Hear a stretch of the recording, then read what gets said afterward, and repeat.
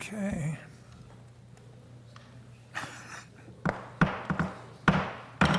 Historic Preservation Commission, June 12th, 2023. It's now 6:03. In compliance with the Open Public Meeting Act of 1975, adequate notice of this meeting has been provided. If any member has reason to believe this meeting is being held in violation of that act, they should speak up now. Pledge of allegiance, please.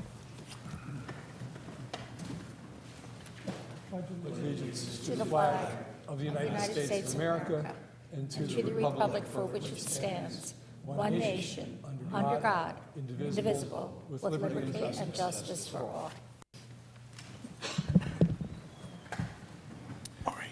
Roll call, please. Mr. Copeland?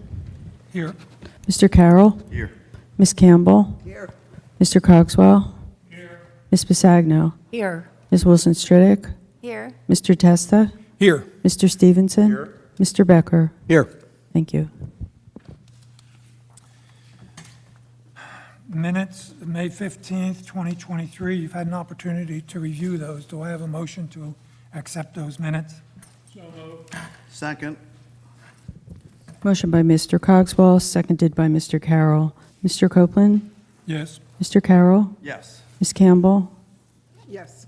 Mr. Cogswell? Yes. Ms. Bisagno? Yes. Ms. Wilson-Stridick? Yes. Mr. Testa? Yes. Mr. Stevenson? Yes. Mr. Becker?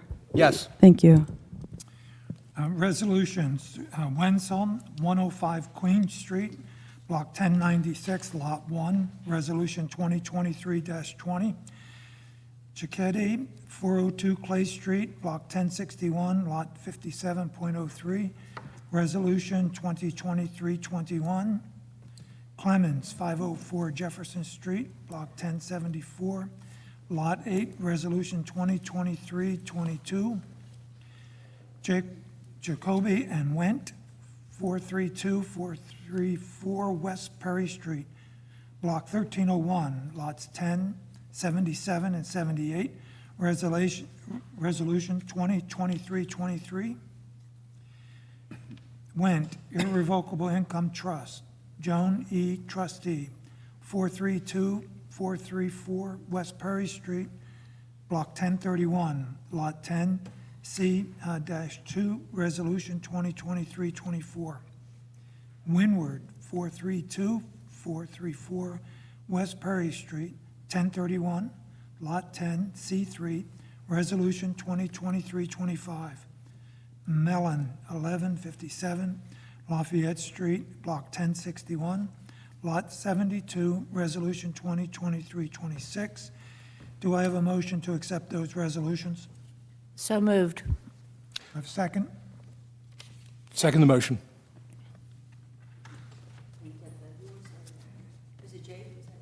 No, Jim. Somebody had to do it. Motion by Ms. Bisagno, seconded by Mr. Testa. Mr. Copeland?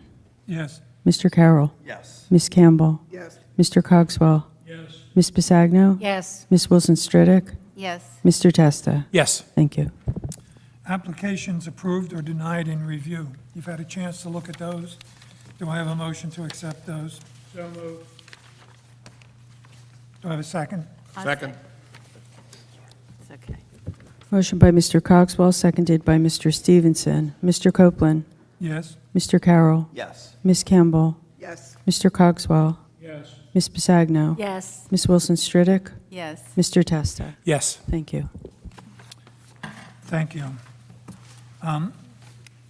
First order of business is old business is Bogle, 102 First Avenue, Block 1015, Lot 6. It's a roof deck. Your records, your document shows that it's a contributing property, but in fact, it's non-contributing.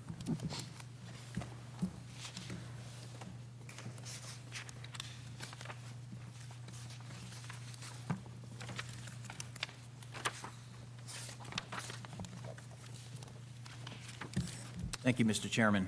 Members of the commission, Anthony Monzo, representing the applicant Joe Bogle.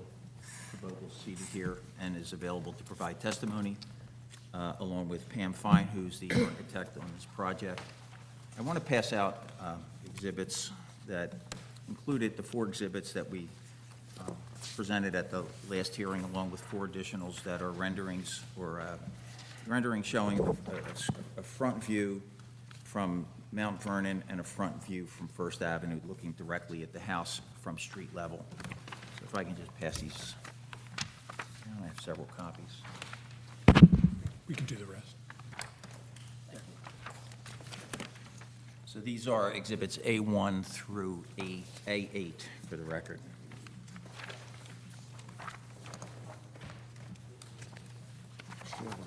Yeah. We're sharing one down here.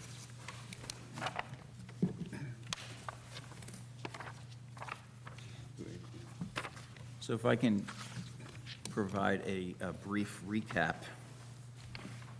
And as the chairman pointed out, it's a bungalow-style home that's non-contributing, although it is listed as contributing on the agenda. And it's undergone various renovations over the years. A front porch was added, which is actually on First Avenue. That was enclosed, the front porch. So now the entrance is on Mount Vernon. The second floor underwent renovations with the addition of a dormer on the First Avenue side, along with 3 windows that are shown on the elevations that are included with the application package. And we did resubmit or submitted new plans that show some changes that were made to the deck that was initially connected to the roof, now is a separate standalone deck, accessed, however, through a stairway that's connected to the second floor of the home in the rear. As a result of the hearing that we had, I believe it was in March, there was a suggestion made to maybe not connect it to the roof so that it doesn't really further alter the roof line and keep the house as it's constructed intact.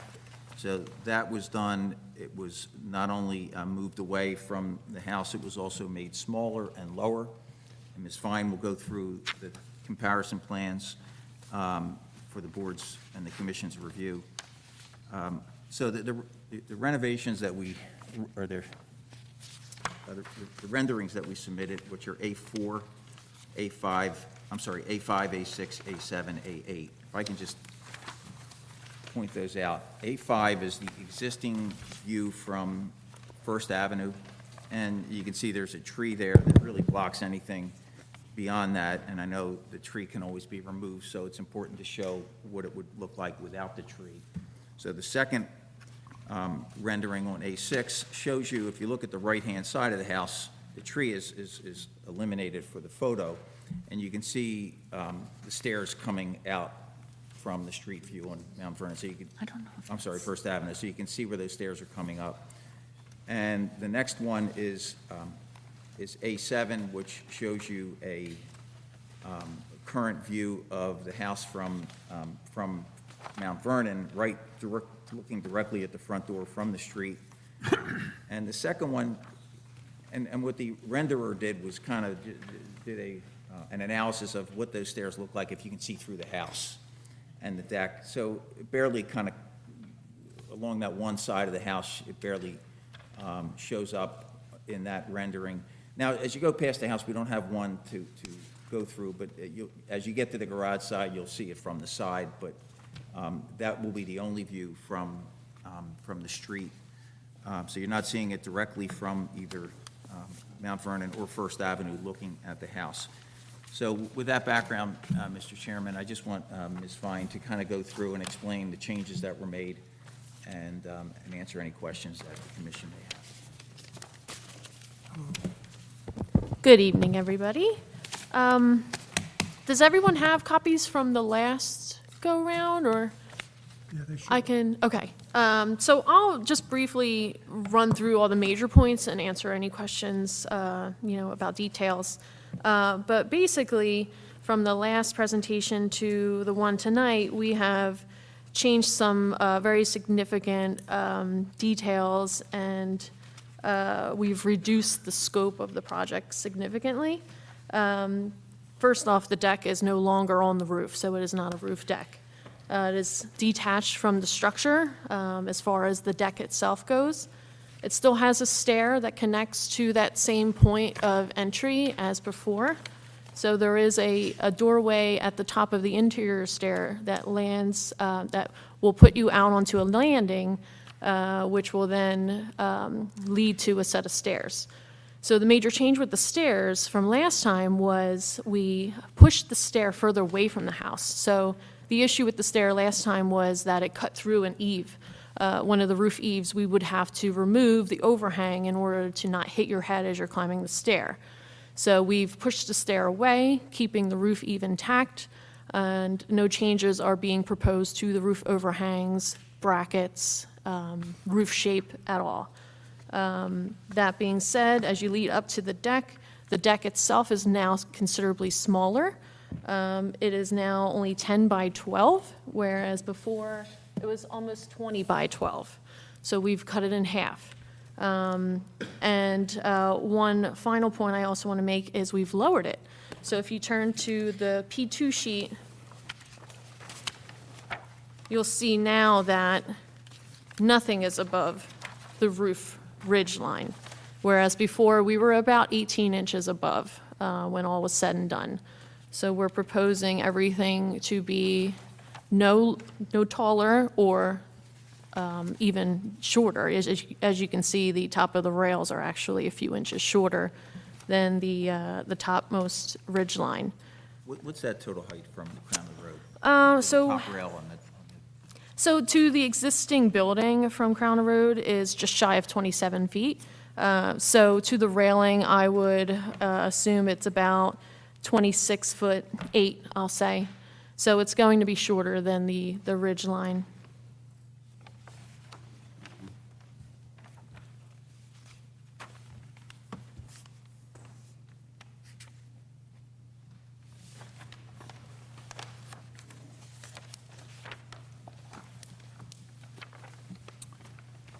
Is that it, Pam? Yeah, I think that touches on the major points of change, but I can answer any questions. This has been before us, and this is a big change. I appreciate that. Rather than go around the room, maybe I could just open it up for questions or observations from anyone from the commission. Well, in the interest of full transparency, after that last meeting, I went and I met with Mr. Bogle at his property, spent some time looking at options, and every one of them has been incorporated into these drawings. It's significantly smaller, significantly lower. As you said, it's about half the height. It no longer extends up above the ridge line. So thank you for those revisions. You're welcome. Thank you for your help. and there's also no change in the material list that was submitted as part of the original application. Good. No, it's a big improvement. Any other questions or observations? Just the prior version kind of resembled a fire tower. This one seems to be much more moderate, and assuming that your representations are accurate with respect to the streetscape from both sides, it's minimally noticeable from the street. So with that, I think it's not at all as obtrusive as it was before. So I think that's a great improvement. Do I see, though, that this requires variances? Yes. It's Just a setback variance, yeah, okay. So, and we are scheduled for the July zoning board hearing. Yeah, I just noticed that the application doesn't have anything circled, so neither Yeah, conceptual nor so it's final. conceptual. It's got to be conceptual. Any other questions or observations? Assuming this is the colors of the house right now, which I'm pretty darn sure since I've been by it, will the railing system be white trimmed, but, that would blend with other elements of trim on the house? Uh-huh, I think we were going in that direction with, the coloring. yeah. And I can certainly see why you want to get something up in the air there to get that magnificent view over the meadows and the cove and all that. It is beautiful. Yes. I'd just like to say thank you for being flexible and, reducing the scale because we appreciate it. Thank you for Welcome. the opportunity to come back and re-present this with some changes. Yeah. Appreciate that as well. Thank you. I would like to echo what Janet said. I was just going to say it was so nice that everyone was willing to make so many compromises to bring this to a reality. It is a big improvement. I think it's great. Thank you. Terrific. Do I have a motion? I would move to give this application conceptual approval. Do you want to add a condition about railings? Subject to approval by the zoning board. Well, it's conceptual, so Yeah. it's got to come back to us anyway. But you mentioned the railings with respect to them. No, because we don't control paint colors. I just wanted to hear him say. You aren't going to make your usual comments about spacing and all the rest of this stuff. Okay, so I'll just move to give this application conditional approval, Second. conceptual approval, sorry. Motion by Mr. Testa, seconded by Ms. Pasagno. Mr. Copeland? Yes. Mr. Carroll? Yes. Ms. Campbell? Yes. Mr. Cogswell? Ms. Pasagno? Yes. Ms. Wilson Stridick? Yes. Mr. Testa? Yes. Thank you. Thank you. Thank you, everybody. Probably in August. Hopefully. I thought you'd see us later on tonight. Oh, here you go. You can have mine. Next order of business, Mahalo, Cape May LLC. This is 1033 Beach Avenue, Block 1101, Lot 1. This is a non-contributing street sign.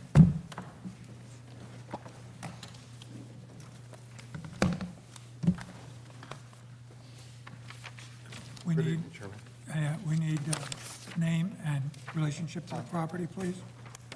Chairman Copeland, my name is Mark Robbins. I'm the development manager for Icona and Mahalo. Okay, would you pull the microphone Oh, yes, sir. closer to you?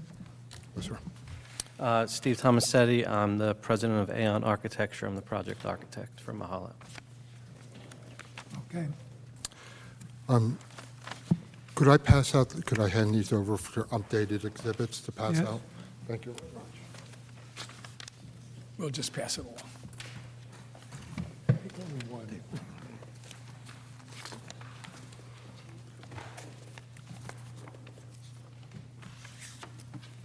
Oh, right. You did.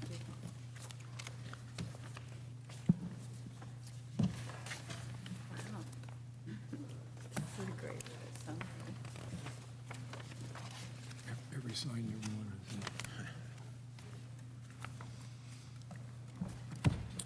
Take it away. Thank you very much. Chairman Copeland, I don't think you were at our last hearing because I think Mr. Carroll led the meeting. So I'd just like to just rewind, if I could, and just tell you a brief history since last time we were here. We are converting the Capri Motel. What's interesting about the process is, and I just have to say something about this, is, okay, I feel I'd be remiss if I didn't bring this up. Before we came to Cape May on this visit, I want to just tell you is we were told in multiple places how scary and how hard it is to work in Cape May. Everywhere we went, what we found is, over the months, the inspection department was kind, generous, and always professional, and they were the best ever. Everybody we had contact with in this municipality has been absolutely phenomenal. Thank you, Judy, because if Judy did not remind us that we had to put in a sign, come before you for the HPC, for the sign application, that's why we're here so late with that. But what's amazing is every department, everywhere, we're almost done, and we're actually going to open up the property this Friday. Now, I didn't bring any pictures of what the interior was going to look at. The only reason I brought this one exterior picture, which I would like to show you, is because when we're discussing signs and you look at these pictures, the size of the sign on the piece of paper makes it look like the sign's really big. Okay, so a point is the sign that we're asking for is only 32 square feet. It's actually 5 square feet smaller than the existing sign, and it's actually 3 square feet lower than the average sign on Beach Avenue between Pittsburgh and Madison. So when you only look at the sign picture, it looks pretty large on the page. When you look at the entire site, the sign becomes so small when you look at it kind of, this way. And it is kind of a small sign. It kind of matches the Icona sign that's further up the street. So I guess the points that, that we would like to just bring up are, one, our sign is smaller than the existing by 5 square feet. It's smaller than your average going up Beach Avenue from Madison. We're doing it in soft colors and soft materials, and we hope that will be acceptable to the HPC. Simple application. So I want to just tell you one thing else about the application is, we've been before a lot of boards over the years, and we like the relationship. We'll be back to the HPC in a couple of months on another project. But what's interesting is, we just wanted to come and talk to you tonight. And we like having that open dialogue with you, meaning if you have questions for me, I did not bring the land planner. If you have questions about the physical material, about the sign over and above that, we didn't bring the sign manufacturer. I didn't bring our attorney. It's just Steve and I. We've been before the board before, and whatever we can do to accommodate you, we're here to do that. Any easy questions? Steve takes all the hard questions. I take all the easy questions. Isn't it the way we're doing this? Yes, that's Fair enough. Okay. That's fair. Well, there's a couple reactions. The sign, admittedly, while it's large on the one hand, does fit onto the property, but it has a really modern look, and I think, for me, that's one of the stumbling blocks. The way it's supported is very contemporary, and at that point on Beach Drive, it's a pretty contemporary area, but I'm not sure that that's the way we want to go. The lettering also, we look for lettering to be an interpretation, anyway, of one of the letterings that's in the standards book. Yes, sir. And I don't think this meets that either. So I think we might be close to something, but I'm going to be interested in the comments around the room. Chairman Coben, can I apologize for interrupting. So I should have brought some interior pictures. And the reason why is the inside furniture and decor is very, very soft and uses natural woods. I think it comes closer to Cape May if you see the interior color scheme. So if you take the existing, I'm sorry, this was one of your concerns to post. So how about if we used, and I don't have that color code with us, but it is a soft, it looks like a natural wood. We'd probably run it horizontally. It would probably look really, really good with the sign. To downplay it a little bit more, bring it out of its contemporary kind of look, I think we can do the same, use that natural wood along the edges too. So it's going to soften it, an awful lot. You allowed us at Icona Cape May, our name is actually our logo. The logo, I'm comfortable with the logo. It's the Cape May and then the name of the building. Yeah. So if we could keep our logo, would you like us to remove Cape May from there because that's just in a plain font, or change it to the font that one of your acceptable fonts, I think we're fine with that. I think we'll use that same font here and here. I do have a question about the logo. Is any portion of the sign covered by proprietary rights, like copyright, trademark, anything like that? So we know if we're dealing with your corporate rights. Yeah, our logo is copyrighted. Okay, so Icona is. What about Mahalo? Yeah, so is Mahalo. Okay, so Yeah. just to clarify that there is there's a property So situation here. The subsidiary's font is a sans serif font. Yep. And you could use a Roman face that, you could use probably the same face you use for Icona, or one that's compatible, and your designer could make it look good. Yeah, so are you talking about Yeah, just- exactly. Yes, absolutely. Right. So if you'd consider a conditional approval based on those, we'd absolutely do those for you. And by the way is, everything that we've been working with the boards, and the boards, especially the inspectors, what's created the relationship is everything they've always asked us to do, we've done it to the letter. We've never exceeded or gone beyond. We've always done everything 100% right. So anything I promise you to do, we will do on our signs. Well, that's all right. We'll insert it in a condition if we have to, so you don't have to worry about promising I just us. wanted to suggest that, when your neighborhood study you handed us, the Lemur. Lemur has a modern font and a symbol that I guess their trademark. Yeah. But it's done in a style that fits better into Cape May. It's just not this big lit obelisk. Understandable. So And it looks like it's wood. I can't tell from the picture. go ahead, I'm sorry. Yeah, the covering that you're talking about now that looks like wood, we'd have to see that to sign off on it. Yeah.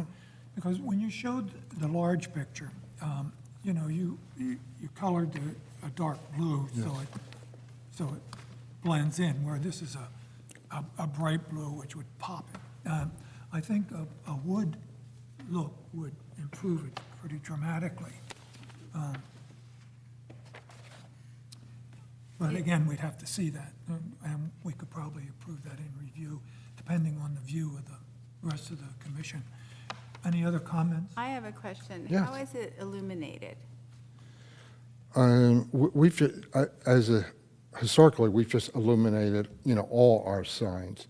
Would you prefer it not to be illuminated from behind, and could we put a light on it from the outside? I think that's what we prefer, yeah. Lights in the ground looking up at it? Yes, Is that what or we can do it right underneath. Not an internal illumination. Correct. Right. Yeah, uplighting on Yes. that is the best way to light it without having the distraction of the lights right on it. Well taken, done. Not done yet, but Okay. we'll do it as, for approval. Wish my wife would say that sometime. No, guess what is, I don't want to get into that. So just so that we're looking at our standards, on page 71 of the standards, it says quite clearly that modern materials like plastic and modern lighting like neon or interior illumination are not appropriate. So you just solved the interior illumination part. thank you. Is any of the part of the sign plastic?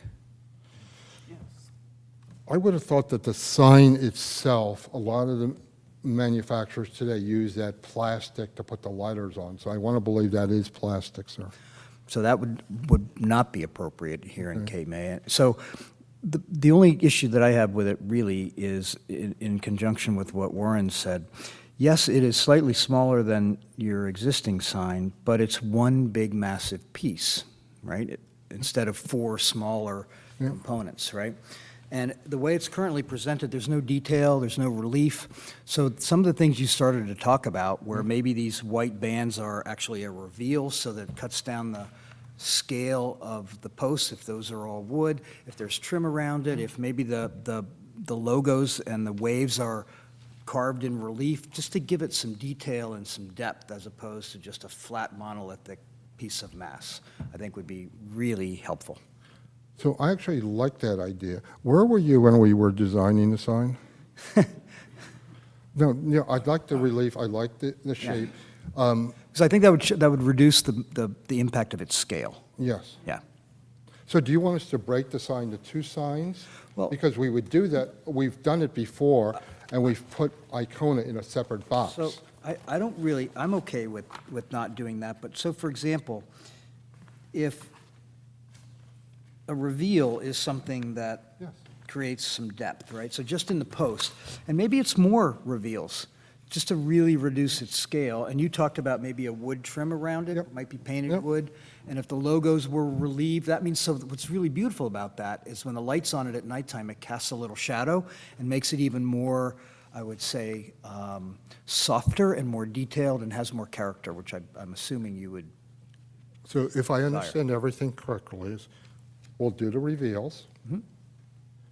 We'll do the exterior lighting. We'll do a wood tone, so it's very, very similar to the tones that we're using on the inside.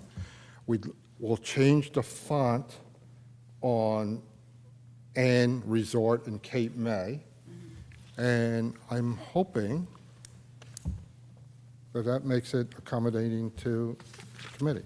And a little landscaping at the base would be good, as you see in so many of these. other- So I just want to say, so we're big in the landscaping. We haven't started the landscaping plan yet. We do like landscaping all of our building.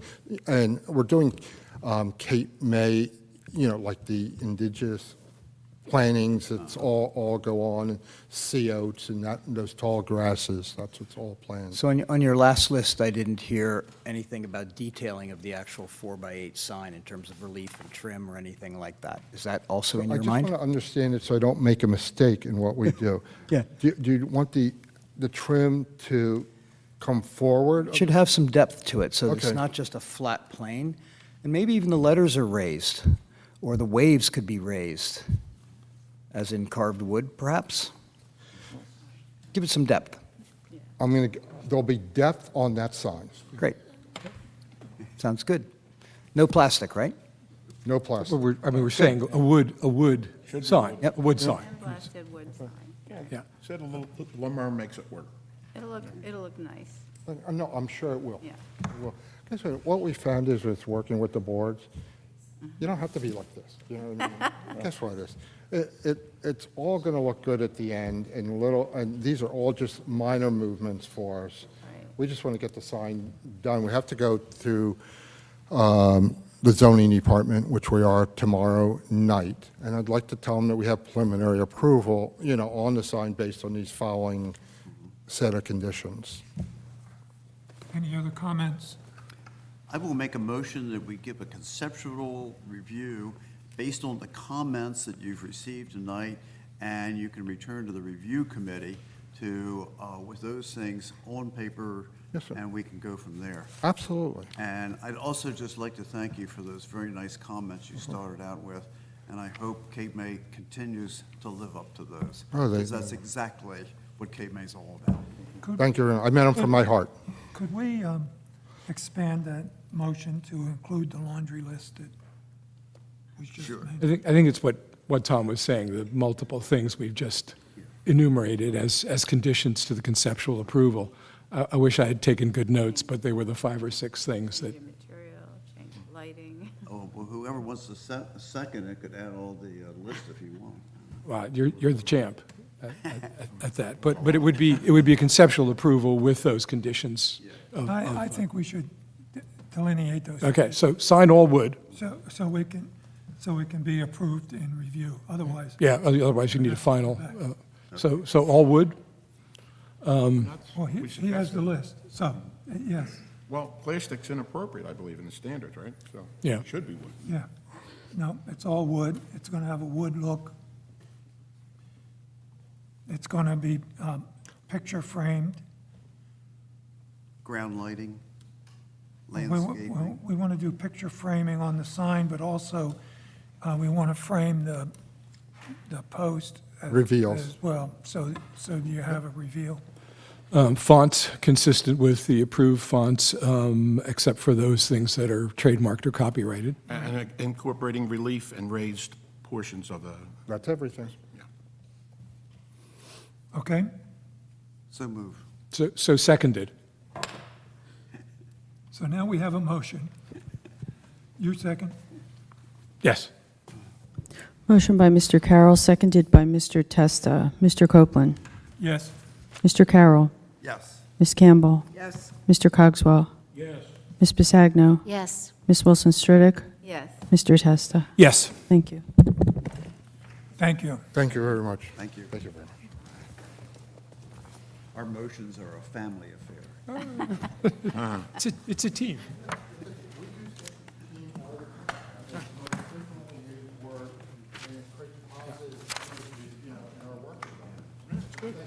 Have a good one. Have a good night.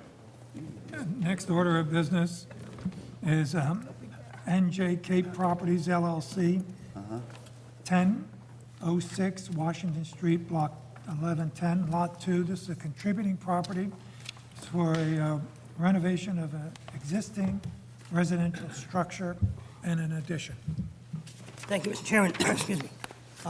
My name is Chris Balinson. I represent New Jersey Cape Properties for the property at 1006 Washington Street. You may recall we were here in April. At that time, we showed a addition to the side of the contributing building. We received feedback from the board that said, if you're going to do an addition, we prefer to see it in the back, so it can't be seen from the street. So when people see it from the street, they see the original architectural design. The outside living space that was in the back previously was moved to the side. And actually, that's a porch, a screen porch and a deck. And actually, Blaine tells me from 1919, 1909 aerial, there is a screen porch on the side of the building at that time. With those revisions, we resubmit for final approval. I'll let Blaine go through the specifics. I'm sorry, can you introduce both of yourselves again? Sure, my name is Chris Balinson. Okay, Blaine Steinman. thank you. I'm sorry, I know I spoke fast. I apologize.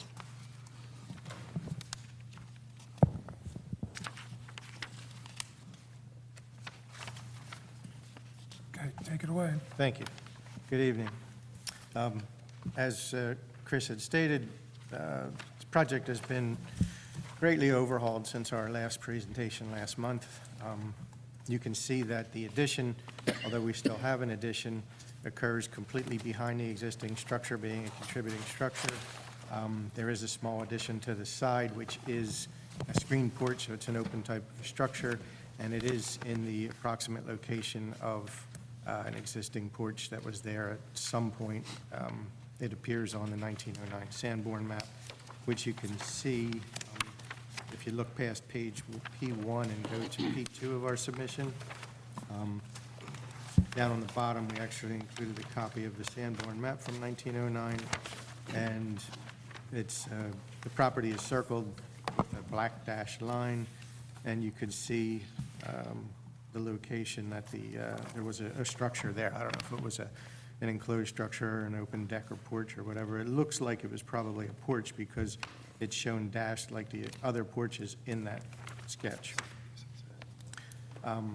This page also shows you the addition, which consists of a bedroom and a bathroom and a stairs to take you to the second floor, as well as a laundry room.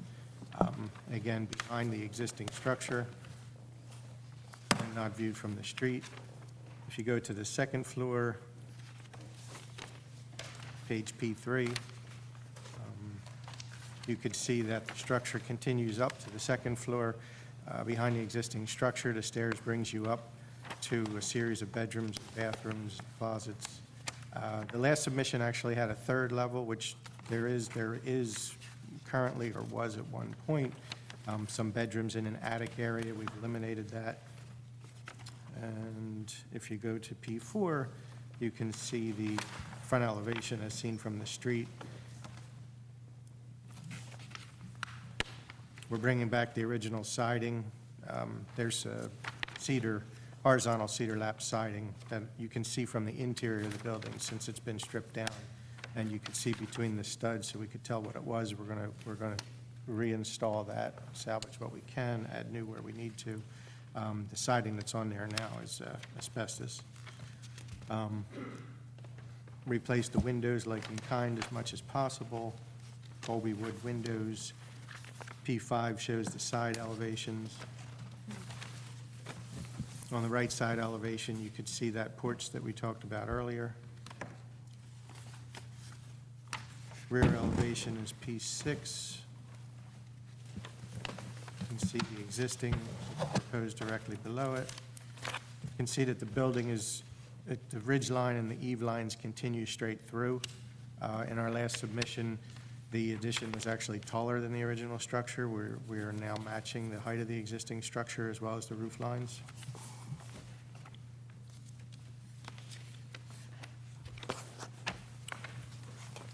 And on P7, you can see the left side, existing and proposed.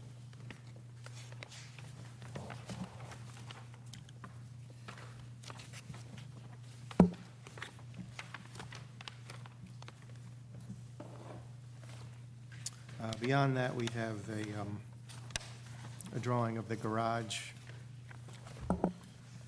If you look back to P1, you could see the location of the garage on the proposed site plan. The location was selected because there's an existing driveway on that side, but also there was at one point a garage back there. We did find on a 1933 aerial map a photograph. It's identified on P8, directly below the garage plan. You can see again the lot is identified with a black dashed line. It's highlighted in a reddish color, and you could see that the garage structure is in the back. And that was also mentioned in the write-up, in Cape May's write-up. And then elevations of the garage beyond that. Everything on this plan is compliant with current zoning, so we won't need any variances. There's two pre-existing non-conforming conditions. One's the front yard setback, and the other is the lot frontage. I'm sorry, lot area. And then we included some streetscapes, which was requested at the last meeting as well.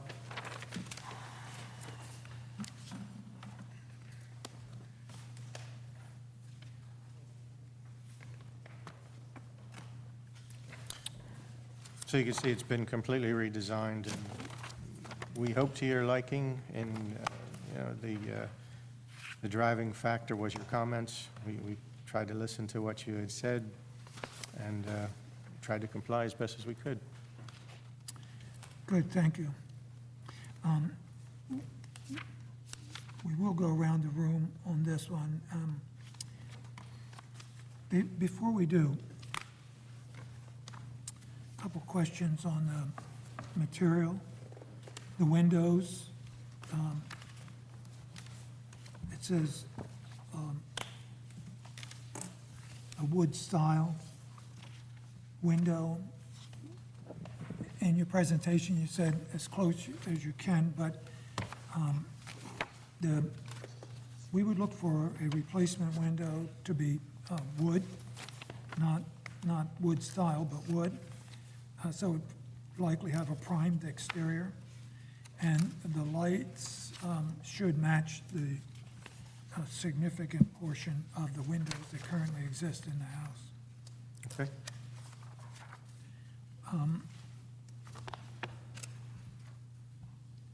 And the foundation,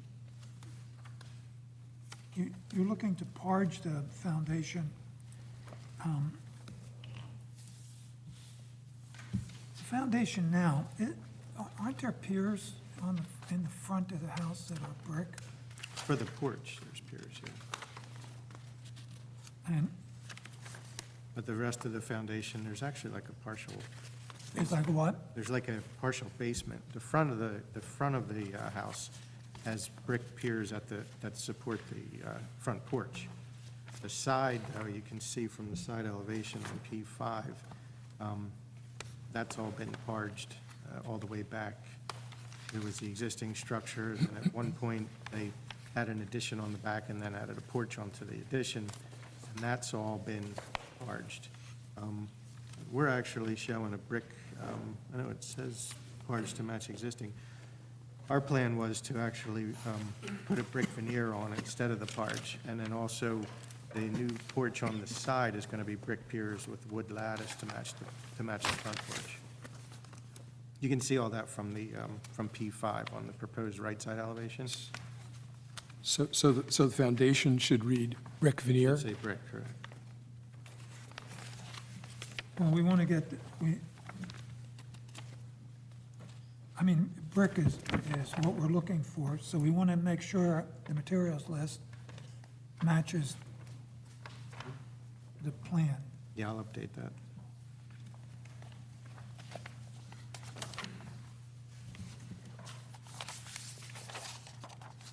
You can see brick on all the elevations. We're showing, the elevations are on P4, P5, P6, and P7. You can see on each one of them, we're showing the existing elevations in direct comparison to the proposed. And the existing ones, you see there's, you can see it's just the porch, and on all the proposed are all showing brick. Okay, so we want to update this Well, the material list will list, be It's updated, the material list that needs to be updated. right? So windows and veneer. we need a cut sheet on the windows, and you need to change this parging. And the last time we talked, the garage, does it have water and it's, Just electric. so there's no water, no plumbing, no bathroom, right? No. With that, open it up for questions for the commission. Does anyone have comments? So, which windows need to be replaced? You could see in the plan, we're going to try to keep any of them that are in good condition, but locations are going to stay the same. Locations in the front and on the sides as far back as we can. They're identified on the plans as existing. If you look at P2 as well as P3, P2 shows the proposed first floor plan, and the windows are all identified as existing or new. And on the second floor, it's the same. You could see on the proposed floor plans, we went around the building, and you could see existing in the front, this new in the back where it's a new addition. Yeah, so what I was trying to ask is, where you have it marked on the plan existing, those windows are not going to be replaced. We're going to try not Well- to. We haven't gone through and inventoried yet. I don't know how good a shape they are, but yes, the plan is to try to keep them existing. Okay. I think that would be important, that the windows that are original stay.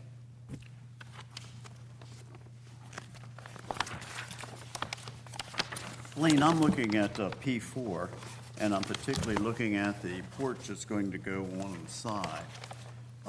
From this, it looks like it's going to be a screened-in porch, is that correct? That's correct. Is that screened in year-round, or a three-season porch with glass inserts that are going to go in the wintertime, or anything like that? I believe it's going to be screened in year-round. Well, we're going to put things like this in a motion, so. It's going to be year-round. Be sure. And it looks to me like you're planning on the railing system to be outside the screen enclosures behind it. Correct? Correct. So looking like other projects that we've done where the screen is behind it. Take the Mad Batter restaurant and some things like that, where the inserts are behind all the architectural trim. Any reason why, since you're extending that porch out like that, you couldn't also duplicate the brackets that are on the columns that would make the porch look more like the original house? You mean matching the detail from the front porch? Yeah, so you're, No, if we have room for the rail, I would imagine we can fit them in front of the screen. you're doing the railing. Right. So, yeah, so you could also do the brackets on it.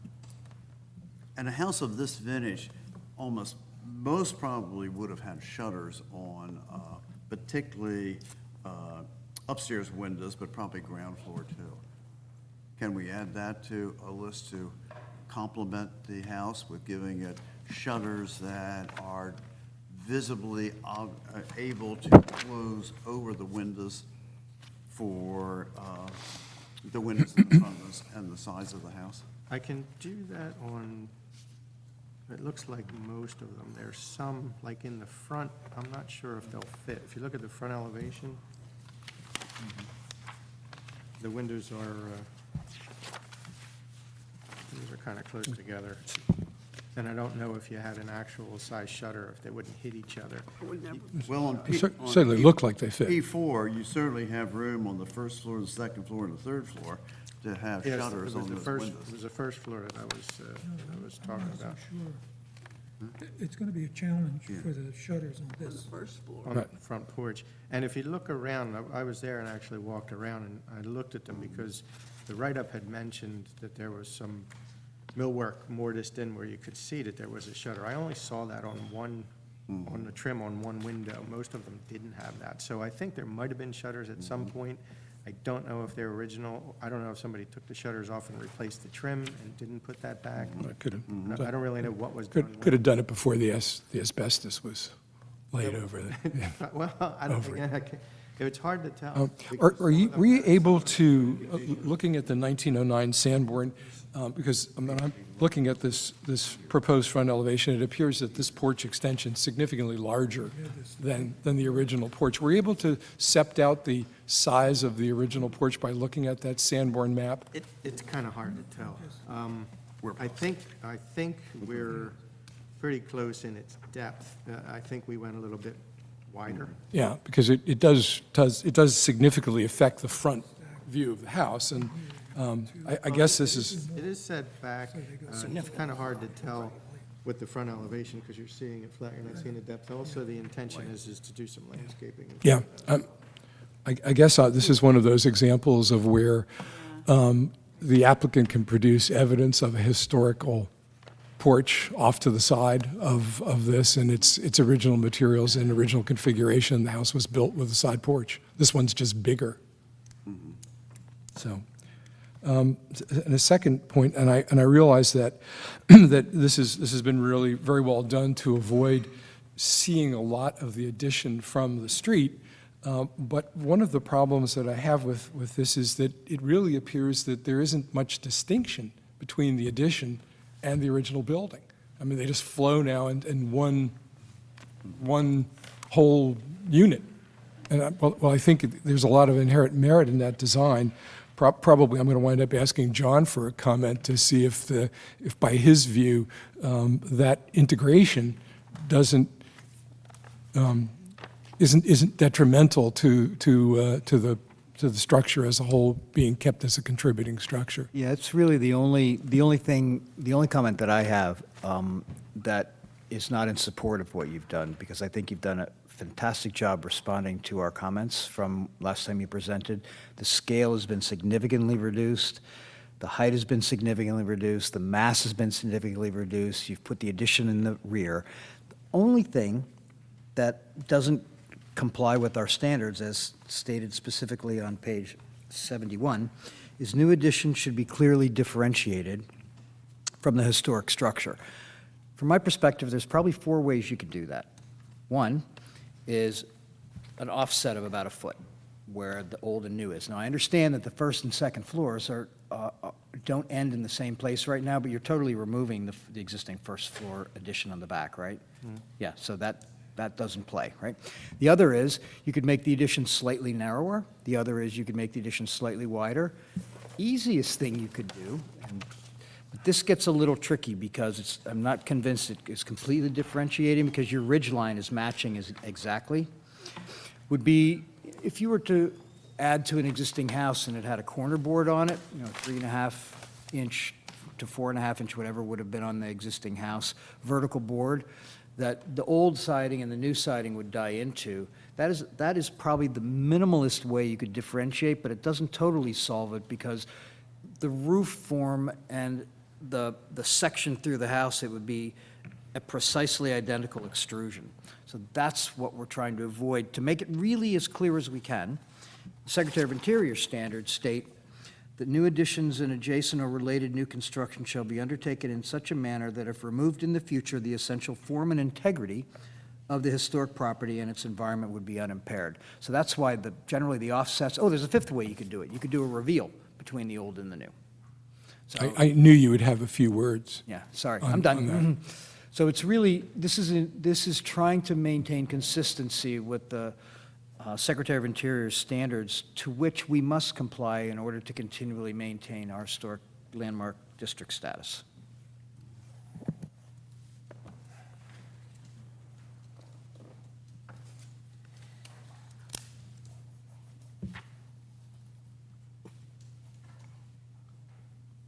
Not sure.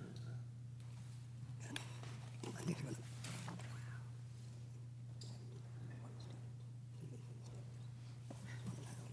It's a big addition.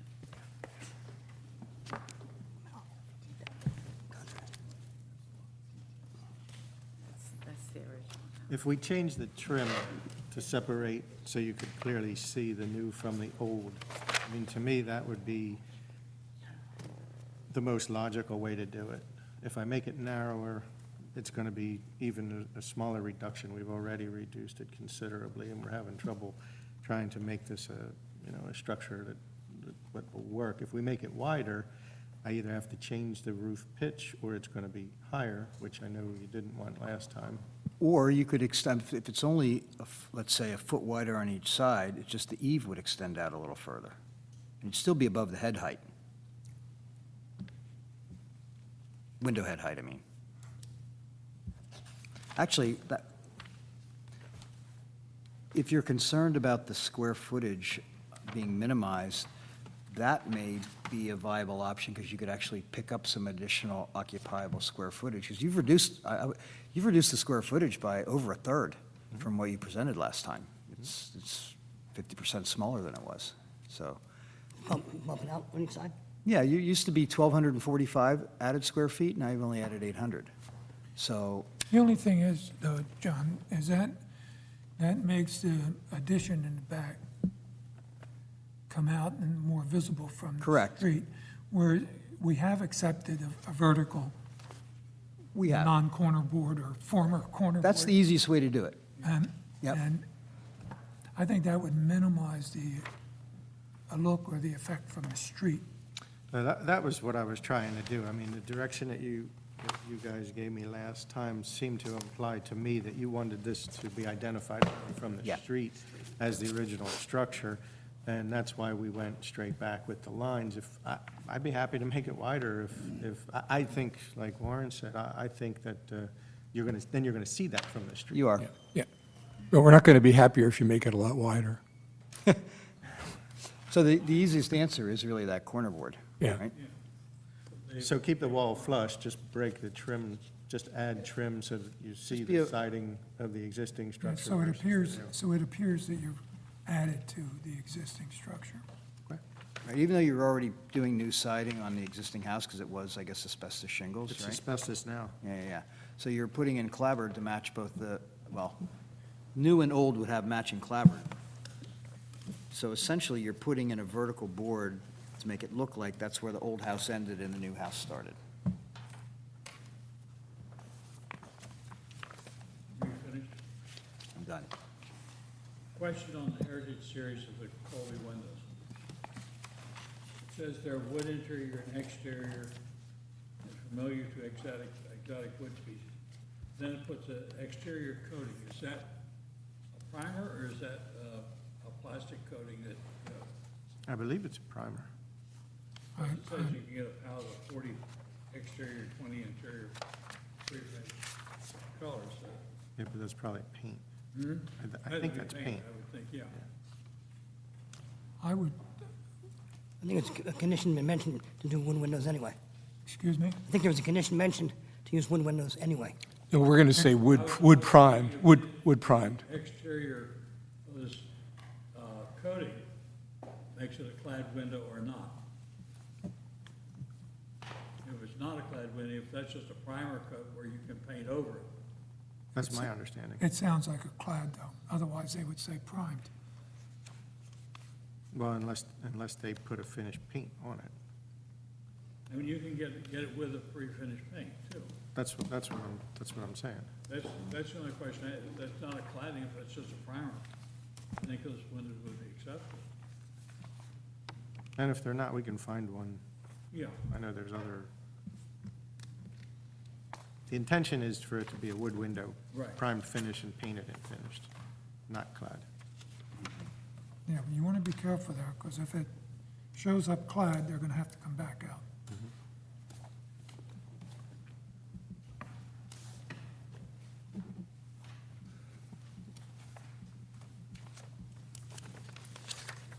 Other comments?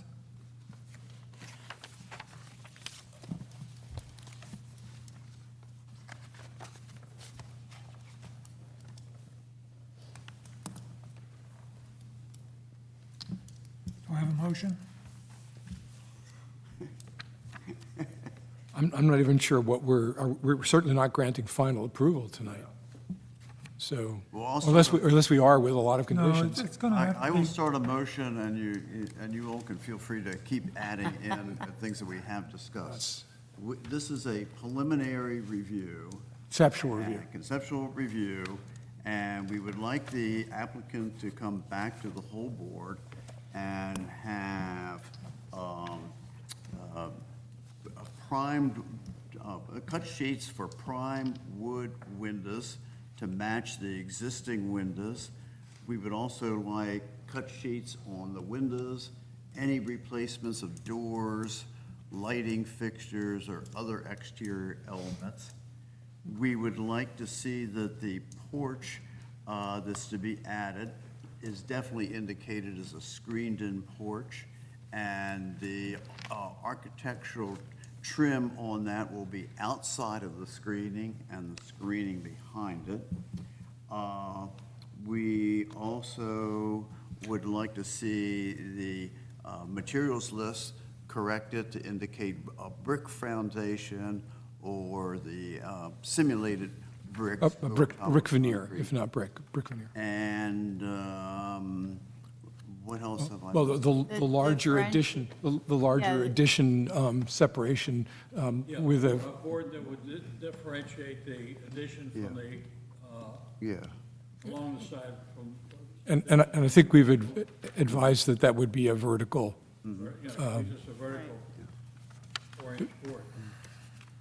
Anything else? The shutters.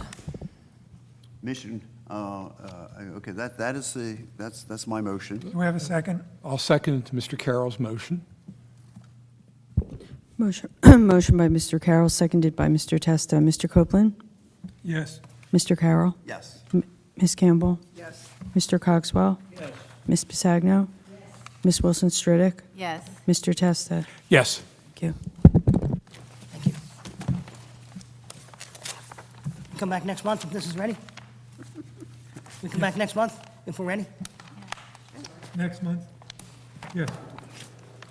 First come, first served. Want to make sure it's not full already. Next order of business. Thank you. Thank you. Healy. Catherine Healy, 236 Grant Street, Lot 1019, Lot 1301. This is a non-contributing new house.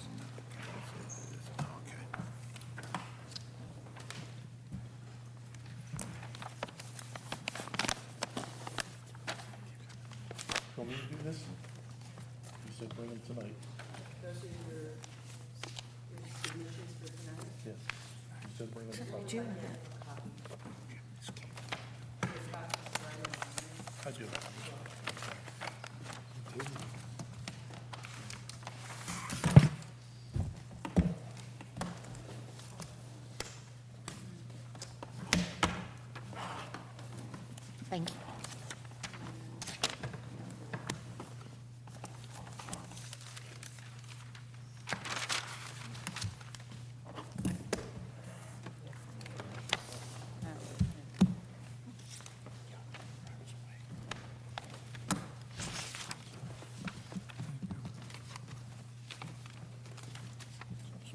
Thank you. Thank you. Is this just going to replace this? This one doesn't count anymore. Does this handout replace what we already have? It has some additional documentation in it. So yes, it does replace. The floor plans, it doesn't replace, because it did not provide additional copies. Okay, I need that too. Okay, so which one are we looking at? I'll keep one in my hand and one in my left hand on the right hand. Right.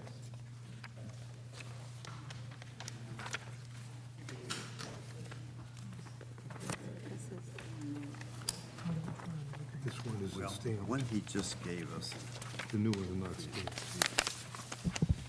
the old one has The old one is stamped. that would be this one that has floor plans inside. And this one now has a whole lot more neighborhood exterior images.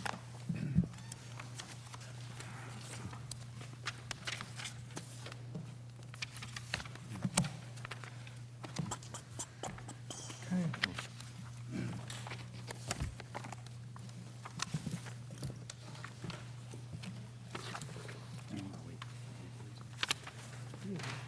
Put them up.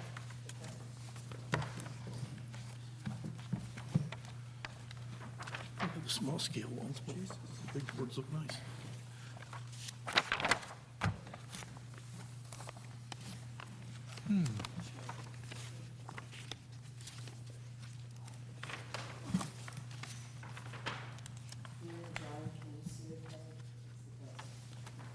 Yes. We've got it, yeah, yeah.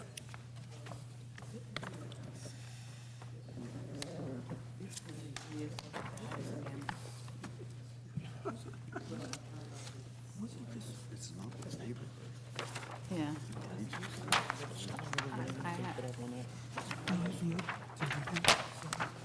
Yes, yes, but that was our.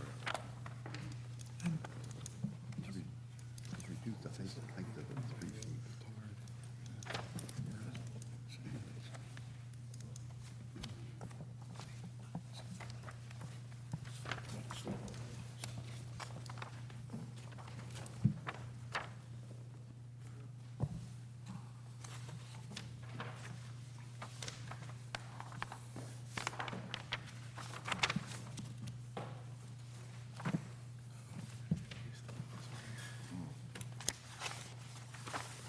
Picture of the streetscape. Do you have a picture of the streetscape? Is that in this packet that I It missed? has streetscape photos, there's a packet of, No, no. this is not streetscape. not that, there are photos of the streetscape of the In- buildings on the block. In this one, seems to be the streetscape along Grant. Yeah. They're on this. That was submitted. It's a copy I just gave them. So you have a streetscape in your current package. Yeah, it was submitted in April, but I also just gave them the copies.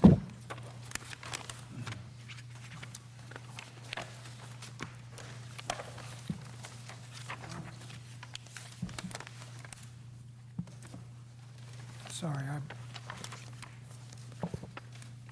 See, it really helps if you're going to present the streetscape to give us addresses of the properties so we can identify them. If they're on Grant Street, for example, it's nice to know that's what it is.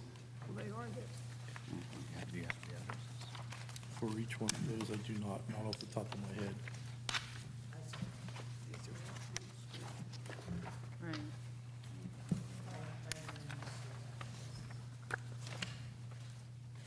I mean, these pictures are interesting, but I mean, that's not streetscape. I mean, that's. Yeah.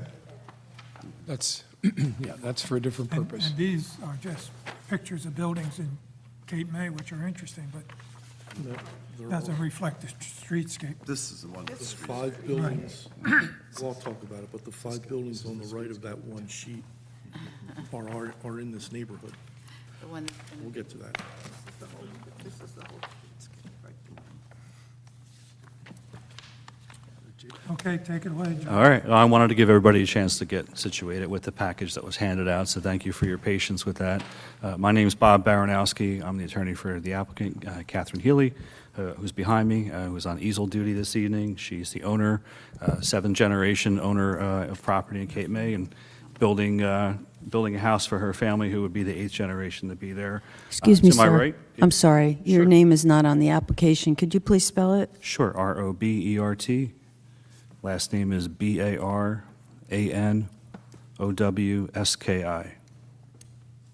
Varanowski Robert. Thank you.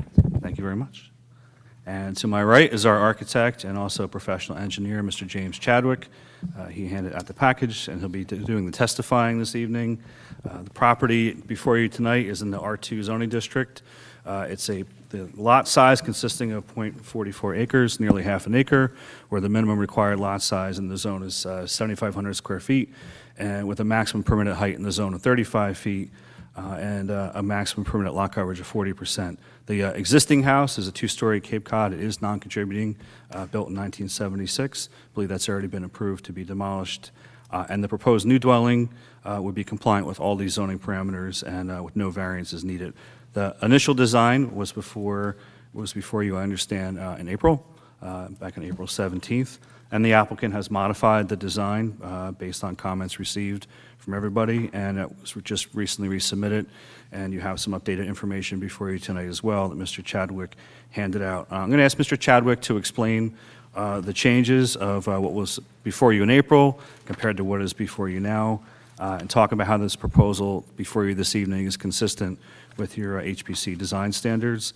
I know he's testified here before you previously. I understand he's been recognized as a professional engineer and a registered architect. I'm going to have him take that. And then, Ms. Healy, to the extent you need any additional information about the streetscape photos that were presented and the photos from within the surrounding area, as referenced in Code Section 525-39, we can give you additional information as you may need to tie the addresses with and the locations of the properties with the photos that you have.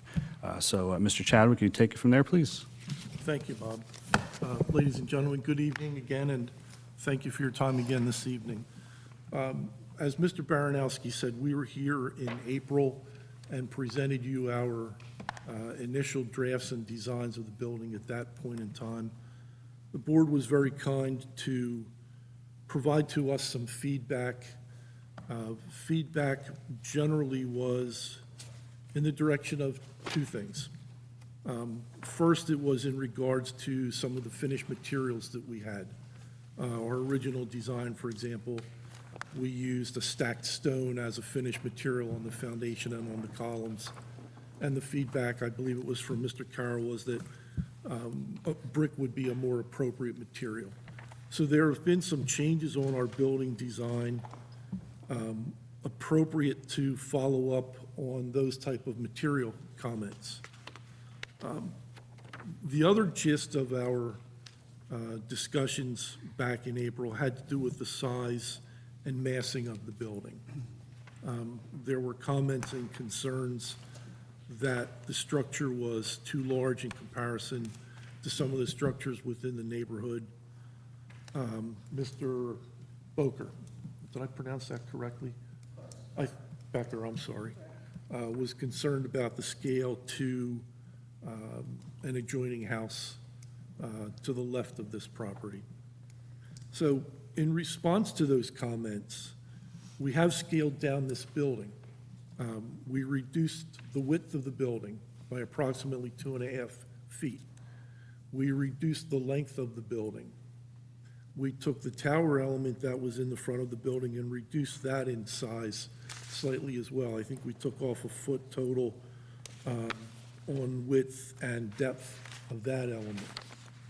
We have altered the floor plan of the third floor level, the third habitable floor level, so as to reduce that floor area as well. In doing so, we've redesigned the roof line along each side of the building partially to accommodate that change. So we took to heart, I believe, the comments that you had We also went out and did what I'll call an elevation study. One of the concerns that, as I've mentioned already, had to do with the height of the building. We did not provide to you at our prior appearance any type of comparison of structures that are within this tight little neighborhood where this house is going to be located. So we engaged a surveyor named Dan Ponzio to shoot the elevations of a number of buildings within Cape May. You have that sheet in front of you, and that would be this sheet, ladies and gentlemen. The three houses that are on the left-hand side of this sheet are just provided for comparison purposes. They are not specifically within this little neighborhood where the Healy house is located. However, the five structures that are on the right-hand side of this drawing, 109 Patterson Avenue, 109 Mount Vernon Avenue, those houses are directly across the street from each other. And Mount Vernon is within our same block, about 3 or 4 houses down and behind. So we can very clearly see 109 Mount Vernon Avenue from the Healy property. 256 Grant Street is 2 doors away to the right as you look at this from Grant Street. 248 Grant Street in the upper right-hand corner is immediately adjacent. And then 224 Grant Street is also on Grant Street, but to the left of our Healy property, 3 houses away. So the reason for this study was very simple. As I said, the concern was about the height of our proposed building. We have reduced the height of this building. We eliminated a cupola that was on the building. We also brought down the peak of the main tower element by about 3 feet as well. The zoning ordinance allows a structure that is 35 feet tall, measured from elevation 10. And that is what we're proposing to the main roof height of our building. Now, the ordinance allows us an additional 5 feet of height. And I know you're concerned about massing and size and such as that. You're not concerned about the zoning ordinance. But we had a bit of discussion here last time about what is the allowable height within the zoning ordinance. If we design a structure that has 4 and 12 roof pitches throughout the massing of the building, we're allowed an additional 5 feet. So this building could be, it isn't, but it could be as tall as 40 feet above elevation 10. We didn't seek to do that. We kept the main roof of this at 35 feet above elevation 10, which actually puts it about 40 feet above grade level. So that's where this plan, this elevation study comes in as a means of comparison. 109 Patterson Avenue, which is within our little neighborhood and a stone's throw away, is 2.5 feet taller than what we're proposing to build. 109 Mount Vernon Avenue, the strangely stucco type structure, is about a foot taller than the total height of our building to the main ridge. Can I interrupt you with a question? Yes, sir. When you're measuring these buildings, are you measuring them from what we see as the base of the building or from the 10-foot elevation? We're measuring from ground level Ground level. on this. Yes. So as I've said a moment ago, our building, under the ordinance, we measure from elevation 10, but our ground level is about elevation 5. So I add 5 to the 35, that gives me a 40-foot tall building above grade. Okay. Okay? So the point of this discussion, very simply, is what we're proposing is compatible with the heights of these structures that are within our immediate neighborhood. 4256 is 2.5 feet, 109 Patterson Avenue is 2.5 feet taller. 109 Mount Vernon Avenue is slightly less than a foot taller than what we're proposing. 256. ground. From the ground. 256 Grant Street is about 2.5 feet lower than we're proposing, but still a rather tall building.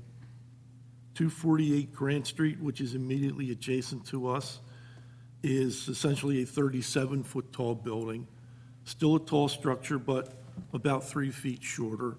And then you get to 224 Grant Street, which actually abuts the property line of 236 Grant Street, and that building is about a foot taller. So what we have within this immediate vicinity of 236 Grant Street are 5 structures that are compatible in height. Excuse me, Mr. Chadwick, may I ask you a question?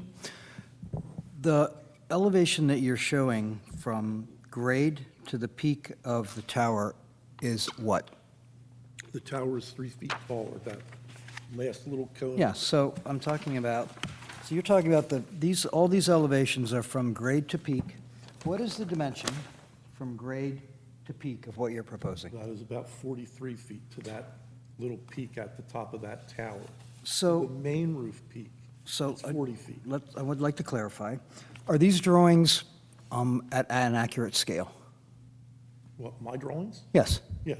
So if this drawing is at Unless it gets slightly distorted in the printing.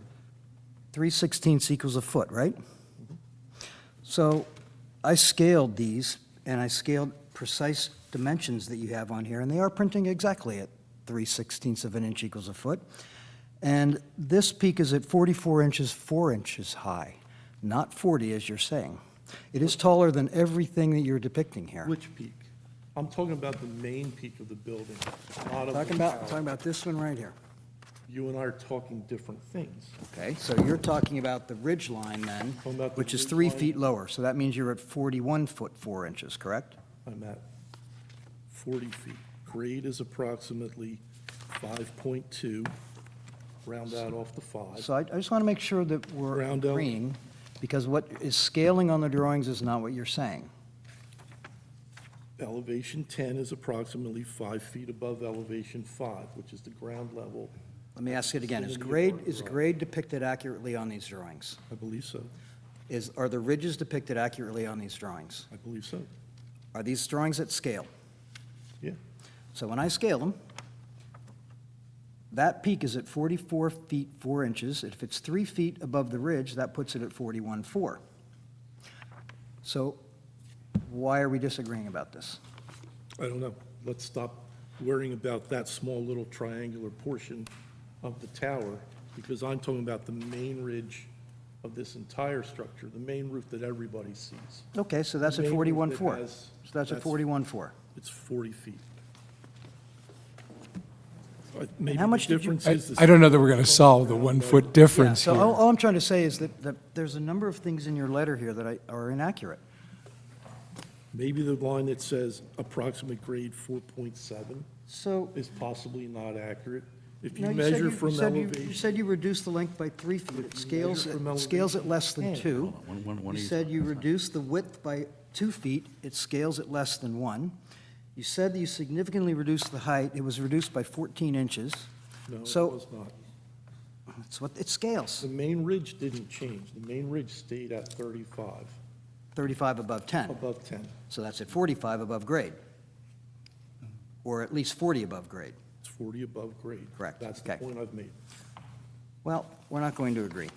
I think perhaps the problem that we're having is maybe this line is slightly off, because I think you're measuring from that line. Yeah, that's why I asked you. if Rather grade than is from the depicted firm accurately. elevations.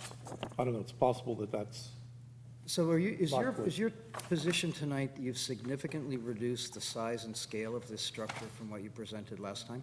I said I reduced it. I didn't use the word significantly. I said I reduced it in width, I reduced it in length, I reduced it in height. Okay. I reduced the third floor of the building as well. Okay, I reduced the width and the depth of the tower element as well, and reduced the roof peak elevation of the tower. All of those changes occurred between April and now. I apologize if the approximate grade line is not plotted accurately. When we're working with drawings and allowable building heights that are measured from things like elevation 10, that's what we set as our baseline and work from there. So the approximate grade line may be slightly off. What is the elevation of the house next door? Which house? Either one, both of them, right and left. Well, the house to the right, which is Ms. Healy's current residence, which is under renovation, has a roof peak of 36.64, above grade. And that's, To the other side? and that's compared to our proposed 40, roughly above grade. The other side is a two-story house. I do not have the height measured of the two-story house next door.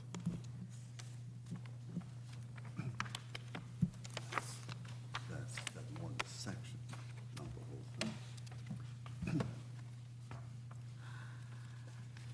We're talking a lot about zoning, and this is not a zoning issue. We don't deal with zoning. We deal with streetscape and what the visual looks like from a historic perspective. So when we're talking about this, we want to keep that in mind. That's what we're talking about. And having the exact height of the house next door would have been helpful. You want to go around the room here? I don't know. Ken, you want to start? Well, again, you know, it's difficult for me, certainly not having the expertise to do the scaling. And I appreciate the fact that this has been reduced. I'm really unable to tell by what I see how much it's been reduced. Those numbers seem small to me. I recognize that it's a step in the right direction, and it's consistent with what was said. And I find it really difficult to get my arms around this being consistent with the neighborhood as a whole. However, I see buildings that are taller and shorter by a little bit. So I'm kind of left really up in the air about this. It's headed in the right direction. I'm not sure I'm there yet. Jake? I wasn't present for the original discussion on this, so I'm just not going to make any comment at this time. Janet? I'm no expert on the measurements, but it doesn't seem significantly smaller to me. And I also see that all the materials are materials that we normally don't encourage. It's all vinyl and AZAC. So there's really, I haven't really changed my opinion very much from the previous meeting. This building looks so big to me, but I do recognize that there are a lot of equally large or equally high houses that are right around there. That's definitely true. Yeah. Yes. Right. We can't do that from the audience. If you want to join the discussion, And Ms. Campbell, you have to come up here and, this structure is on a lot that is approximately 5 to 7 times larger than the other lots within this area. When you look and compare this to the size of the lots that front on the remainder of Grant Street to the south, for example, 224 Grant Street, which has a roof peak height of roughly 41 feet above grade, is on a lot significantly smaller than what this lot is. So in proportion to the size of the lot. So what I didn't quite totally finish, I'm sorry. What I wanted to say is, I think it would be very helpful, for me anyway, to see the present, the present house on either side and this one modeled in the middle. You That have would be those. very helpful. You have those, I do? yes. You have On to put a this few sheet. things together. On this drawing, Yeah. this Healy's house. Catherine Healy, 248 Grant Street, and owner of 236 Grant Street. No, I know I have them individually. I meant like in one, like just to show, All to scale. this is this building, this is this building, this is this building. This is what this building looks like next to the house that's there now on either side. And I think that would be very helpful to me to be able to get a sense of how big this house really is. You get a sense based upon 3 lots rather than entire neighborhood within which it's located. With all due respect, you have to look at the entire Well, neighborhood, then just make at it those longer. 3 little houses. Then or make it a three little longer. three structures. Well, what we went out and had a surveyor, independent of us, a licensed surveyor, do the streetscape. We picked 5 properties immediately. This is a large property that there is no other open land 2 blocks from the beach, residentially owned. I have no intent the rest of my life and my children's lives to make this an Airbnb or anything else. This is a private residence. My family goes back to 1840s. Okay, both my mother, maternal grandfather, and paternal grandfather. So, no, I'm saying I have a large piece of land. This was where the railroad came in. Okay, let me interrupt and back up, try to get this on track. We are talking about streetscape.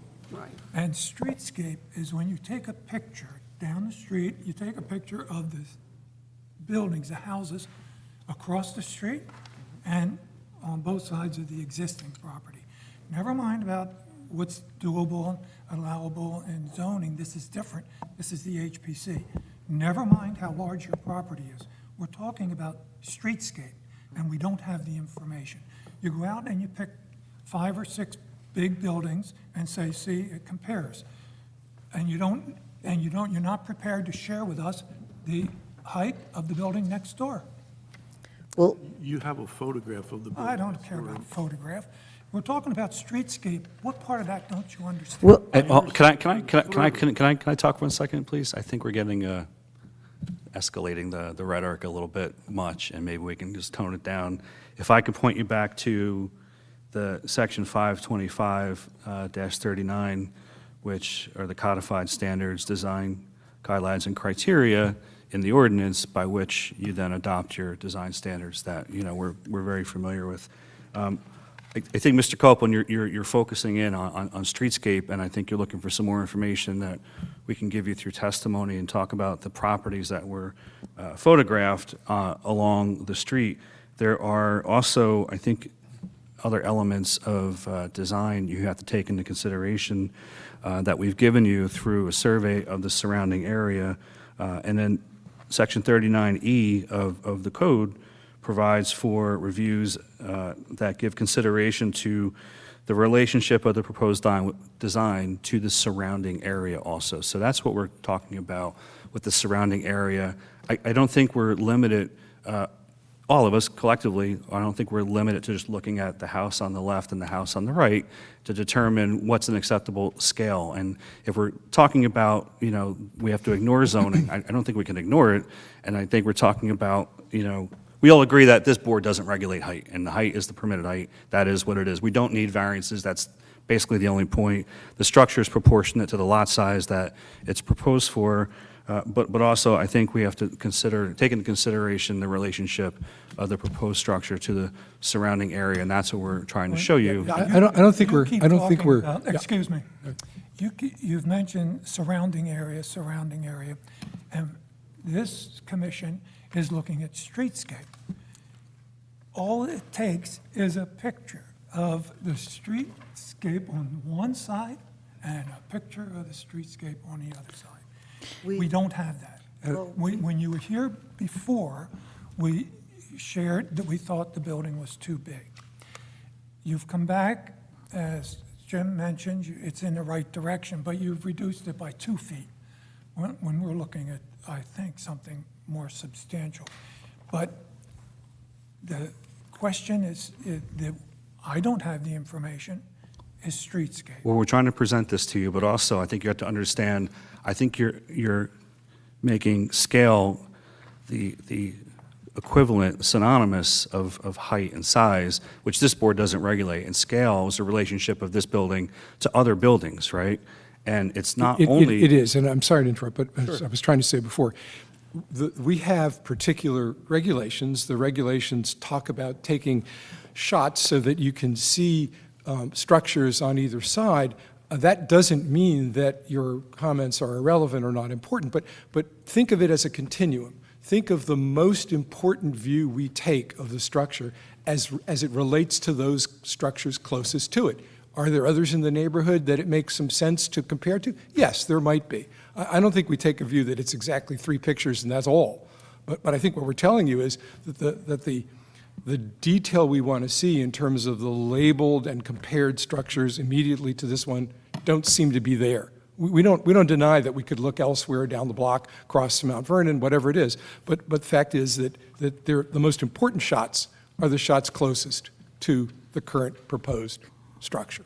I think That's all what I'm saying. if I may, I think what you're running into here is this commission is used to having a streetscape photo, meaning the long view. So you see all these houses in a row in one picture. That's what they're used to.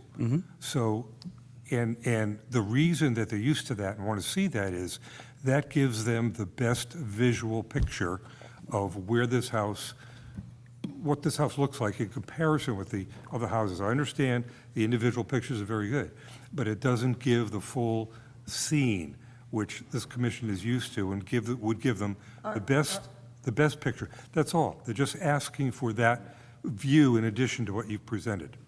That's all. Understood. I have a lot of streetscapes right here on my phone. Are we able to send anything to that? I don't know. Excuse me, may I interject?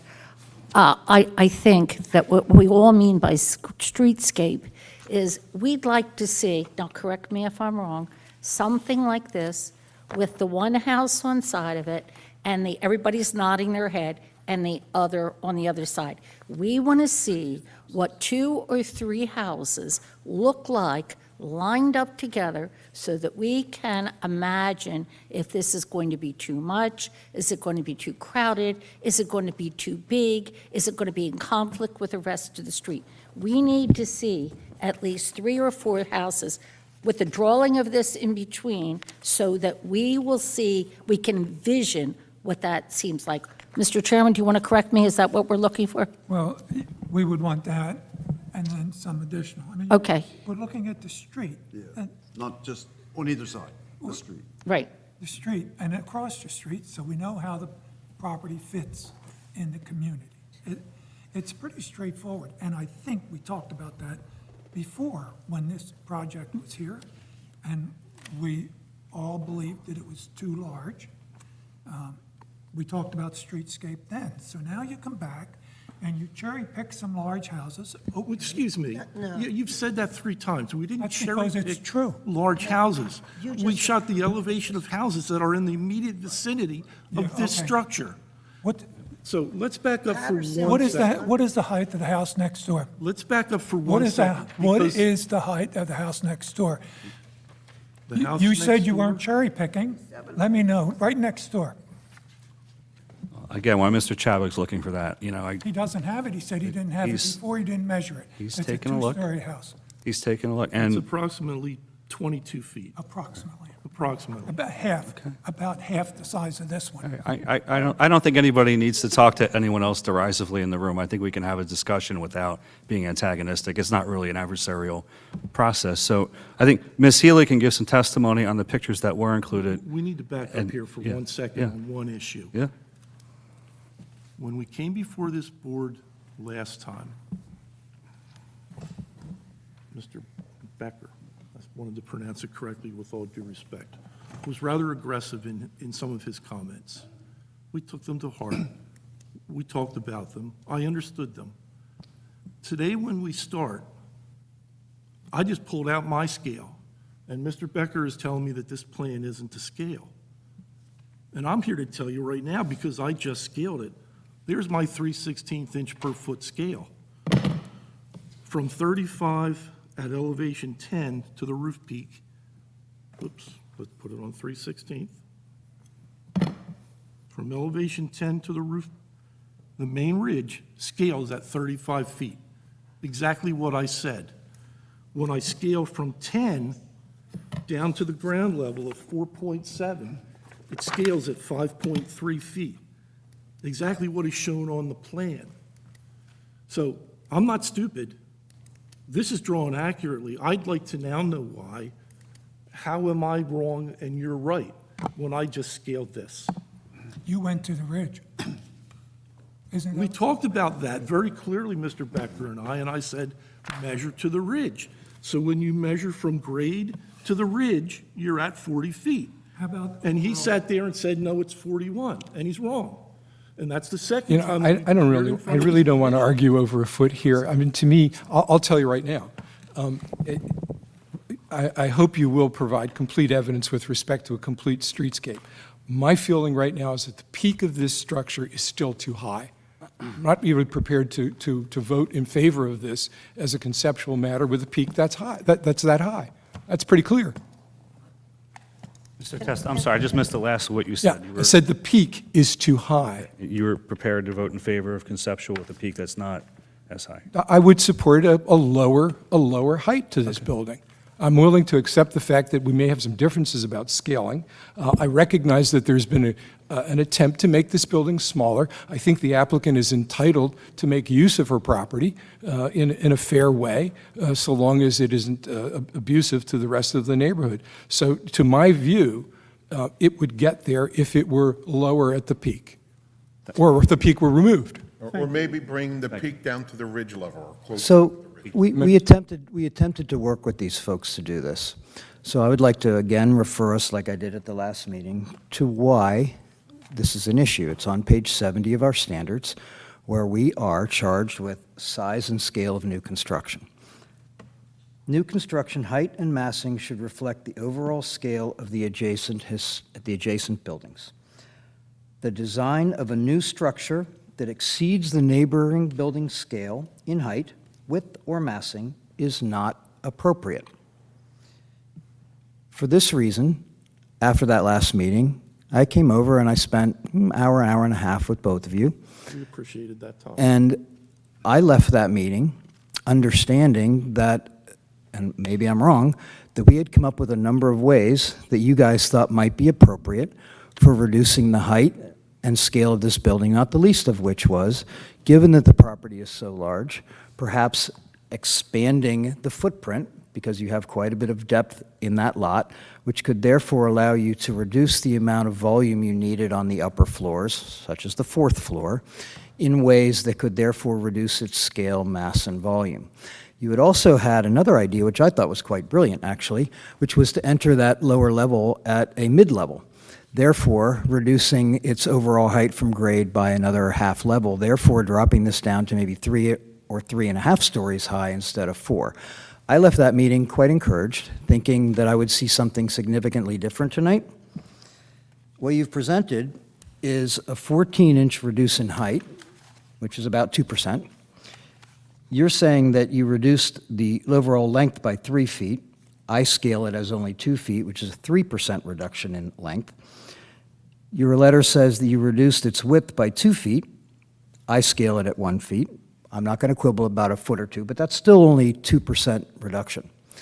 So the discussion that we had at your house, which I found really encouraging, and I actually thought was quite creative on your part as an architect thinking about how to meet what we're asking for, was not what was presented tonight. Quite simply, when we had that meeting, we appreciated those discussions. They were helpful. As we moved forward, having staggered floor levels in this Healy structure is not compatible to her lifestyle. If she were, I'm sorry to say this, if she were 20, maybe that wouldn't be a problem. But she's a couple years older than 20. Going up and down stairs can be difficult. And yes, I realize we have an elevator as part of this design. I still am not enamored by the idea of actually making the structure bigger to make it smaller. It's counterintuitive. And then I go back and we do the elevation study. With all due respect, that's what any good engineer or architect would do, is to look at the structures that are within the immediate neighborhood. And how does your building compare to those? And what we find is that we very favorably compare to the height of those structures. And then we look at some of those structures more closely. For example, we look at 109 Patterson. Brand new. It's brand new, it's still under construction. Approved by this group less than a year ago. It's got a 1.5-story structure immediately adjacent to it. So Smaller when than the you're- bungalow next to me. So when you're talking to us about scale and proportion, et cetera, in comparison to the immediate structures, I hear that as arbitrary when I go and I look at what happened at 109 Patterson. Approved within. It doesn't make sense. Can we just back up a little bit so we don't continue to plow the same ground? The only point I was making is you're giving us all these heights, all these pictures, and you didn't give us the property next door. If I can interject just for 1 minute, Warren. When I sent you the application, Mr. Chadwick, because we did not receive an application with your new submittal, so I helped you through this process at the end of last week, there's a checklist on it. The streetscape photos are clearly pointed out on the checklist for every application. They're a requirement.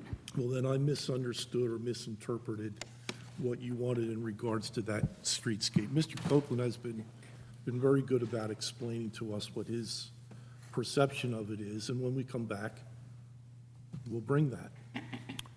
I'm going to say it.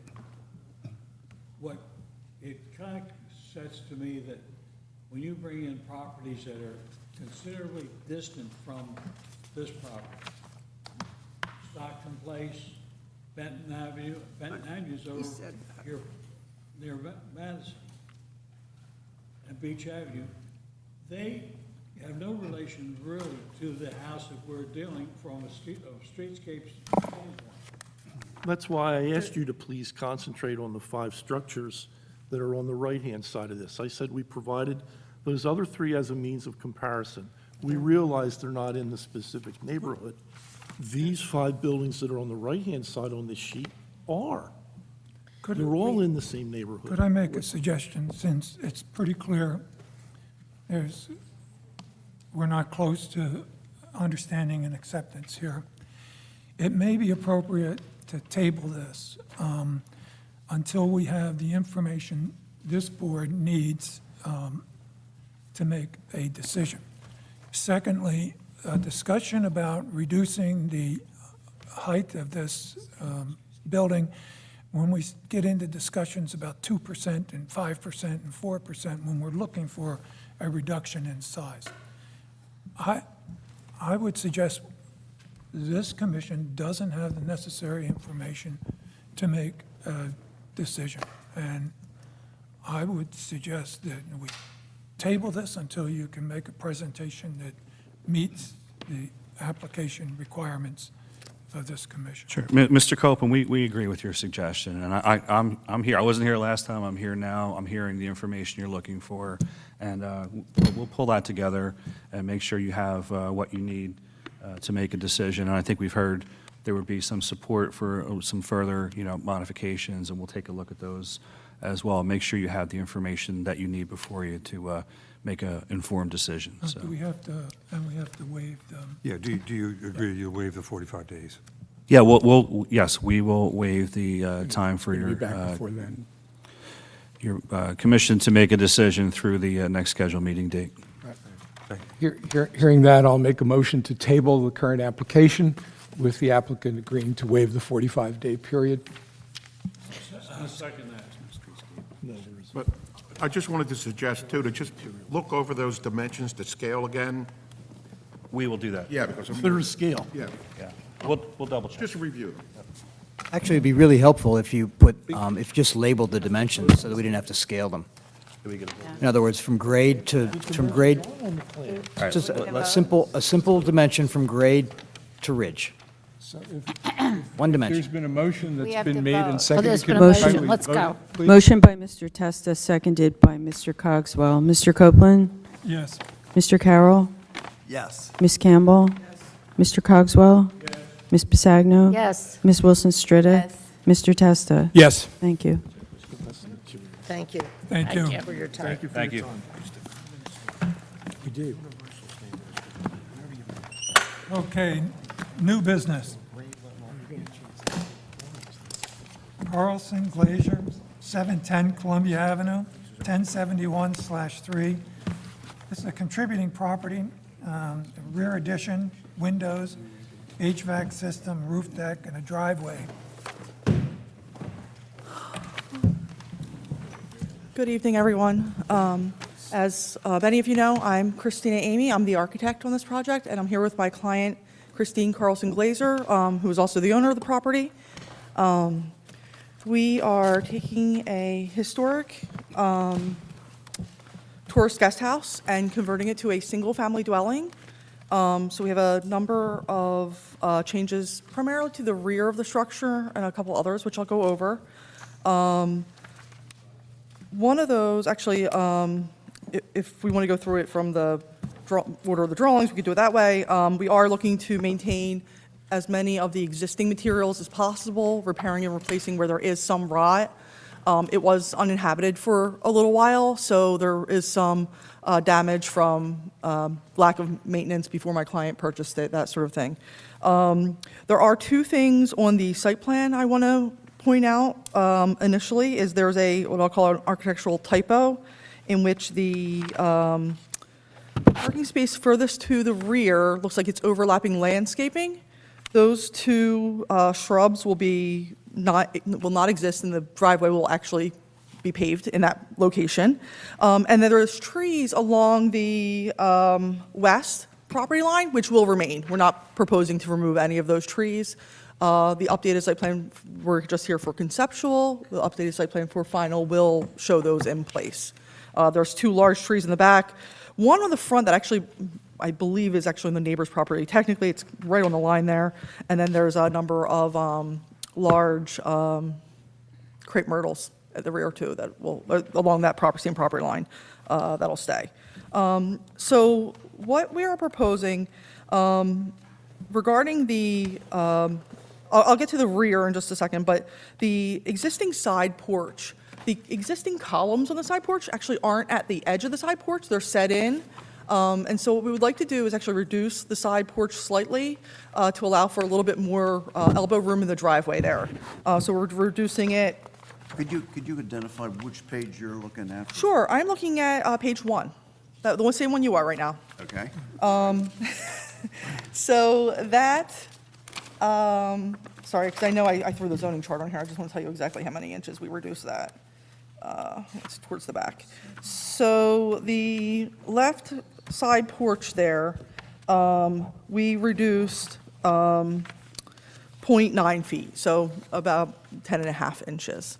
Do you see that, Warren? I see you. I'm looking at this. Okay, the report, though. yep. Um, Yeah, so. And this is the contributing property. It is. This is original structure. Yes. So you're proposing to destroy the original structure. If I wouldn't use the word destroy, we're just pulling the edge of the porch back at the floor level only. That could be a way to look at it, and which is why we're here.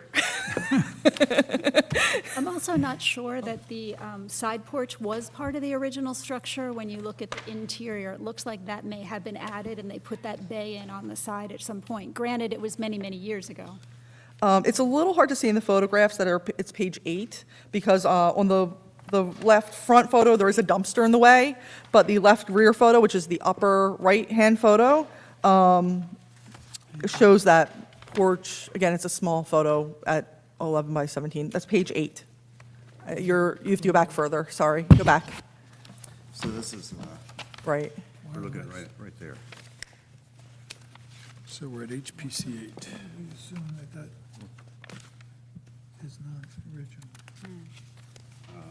Okay. The roof line from the front seems to So you go can around see it from over the that as well.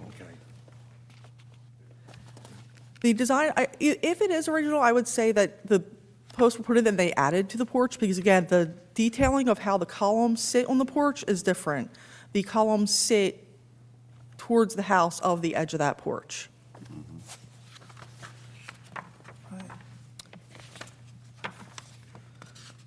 If you look at page 4 or page 5, it's a little more clear in the plan of the existing. Page 4 or 5. Survey says this originally wrapped all the way around. Yeah, I mean, it appears to me that the It change- doesn't align, the front porch, Mr. Feinberg, the front porch face edge and that porch are not in alignment. So if it had been a wrap porch and then someone built a bay later on, those porches, again, were not in alignment, exactly as they were. The original configuration, according to the survey, was one porch wrapping around, appears to be. And then the bay was constructed after. Then they also expanded that porch, because again, that's just not in alignment, to be one wraparound porch. how far out of it, it looks like, you know, there may be a little keel there, but. Yeah, if you look at This thing looks like an addition to me. I mean, this, the side porch or the bay, the bay. I don't disagree with you with that, especially if you look at it from the roof, from above, looking down at that metal roof, I agree with you on that. But if you look at page 4, is the existing ground level plan, the existing site plan? The number's on the upper right corner. See, it sticks out further than the existing porch in the front. And they're gonna bring it back in line, as you see on page 2, with a common roof until it gets back to the second floor. And it's the existing roof, we're not proposing any change to the roof.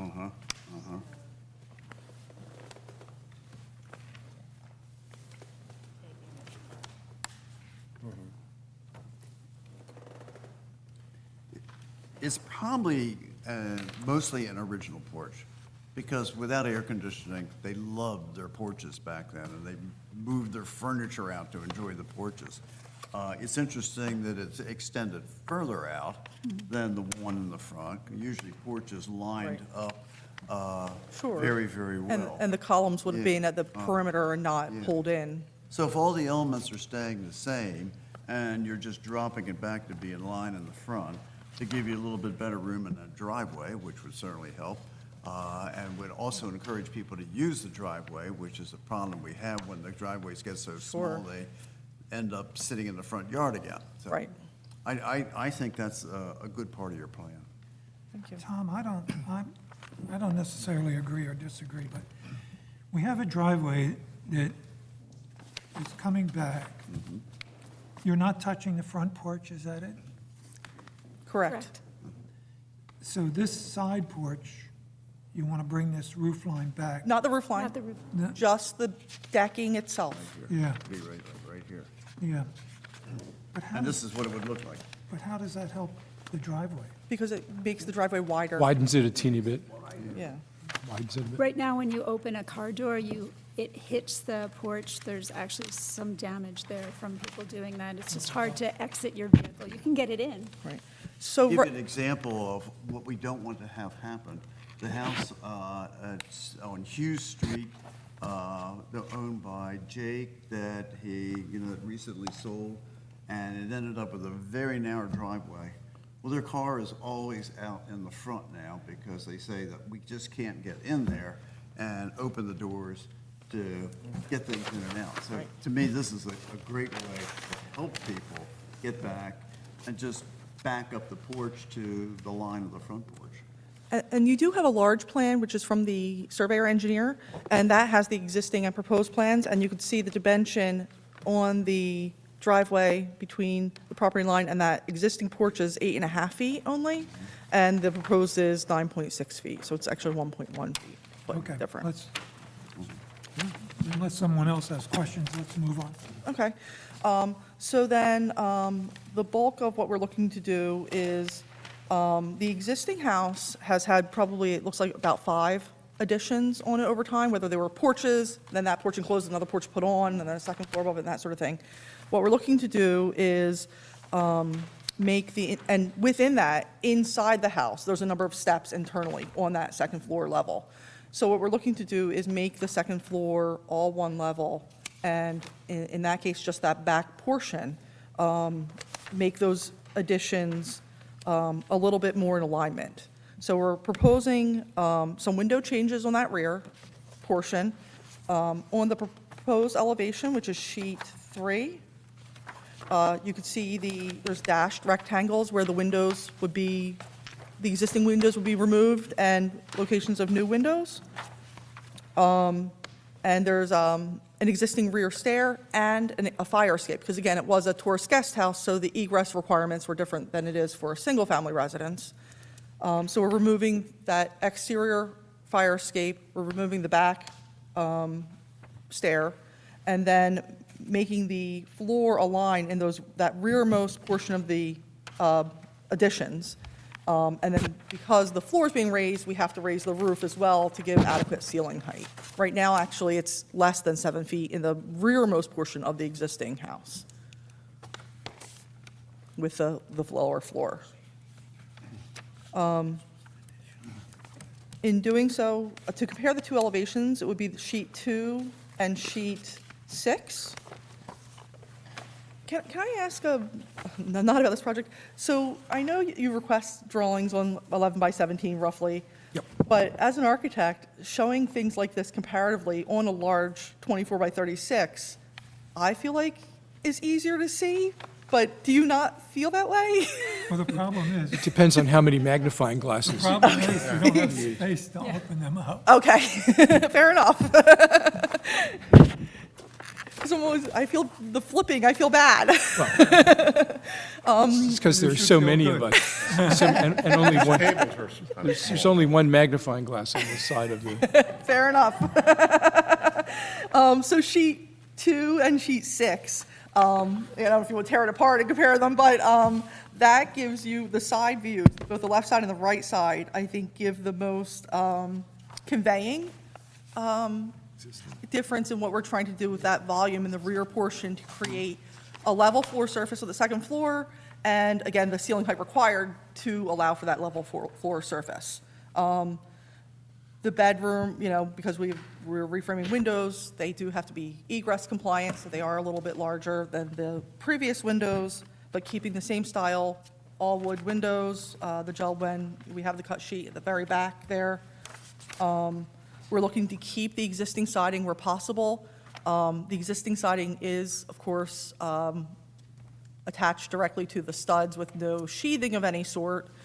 So when we get to insulating. your finished siding is right on the studs? The finished siding is right on the studs. Yeah, that's how I felt. We're looking for ways to get adequate drainage, and hopefully we won't have to replace that because the expense alone we're trying to avoid. But that's something I do want to point out. In raising the rearmost portion, we are proposing to extend the existing roof deck back over, I would say it's just shy of a half of that portion that we're raising the height of. And then relocating new AC equipment on the side as opposed to there's a conglomerate of equipment on the rear and an old chimney that would be removed. That's it's obviously abandoned, but. The existing left side of that house is not a pretty sight right now. It's not. That fire escape and just a lot of afterthoughts have happened. Yeah, there's a little storage Your drawing shed actually attached. makes it look a lot better than it looks like in person. That house had a lot of bad things done to it. It did. It used to be, I used to own a house sort of catty corner. Okay. I used to own 725. Okay, yeah. And I know the people, one of the groups who had the house who had the foreclosure, they didn't take care of it very well, but it had problems with it beforehand. And Yeah. then the people from Bacchus Inn bought it. Right. I was there for the original, I was part of the original measuring of the existing house, and then the plaster was removed, especially on those back portions. And had I known what was holding some of those roofs up, I don't know that I would have walked on them, and I'm surprised that I didn't fall through. But it's a little bit scary back there.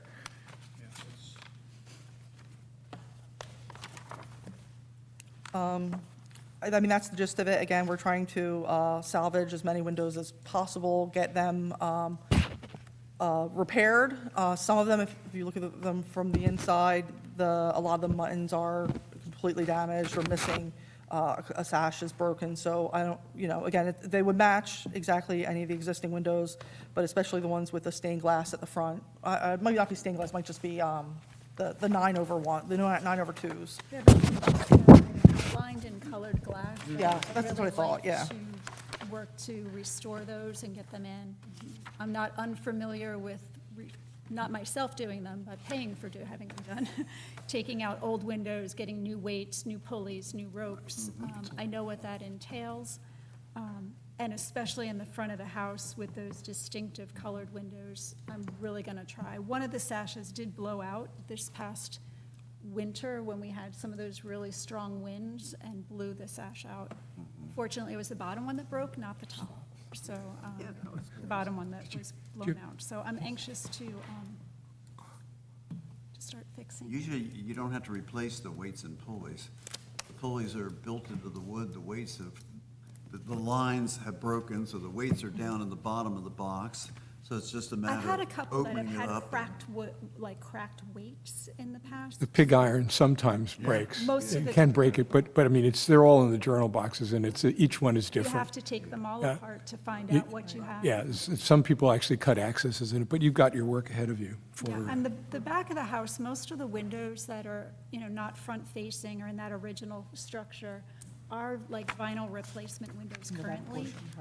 So they'll be changed out to all wood windows to match design-wise. Now, the drawings show that the work is occurring in the rear setback lines, so you will need variances to go forward on this, Yes. which makes this a conceptual, you've checked conceptual approval. Yep, okay.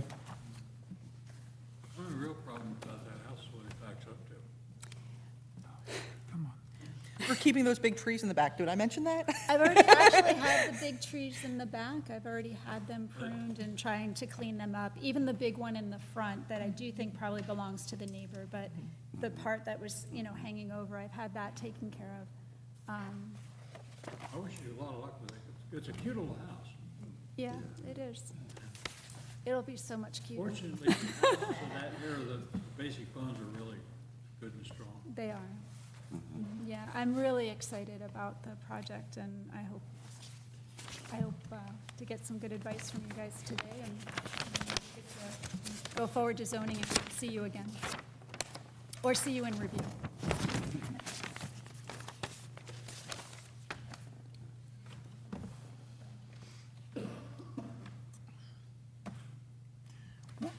When I look at your material list, I understand what you're trying to do and supportive, but it's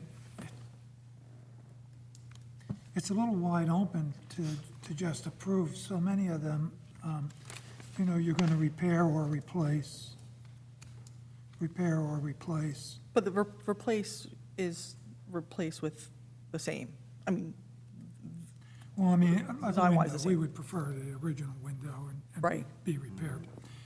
If it can't be repaired, and that's sometimes happens, then we'd want to replace in kind.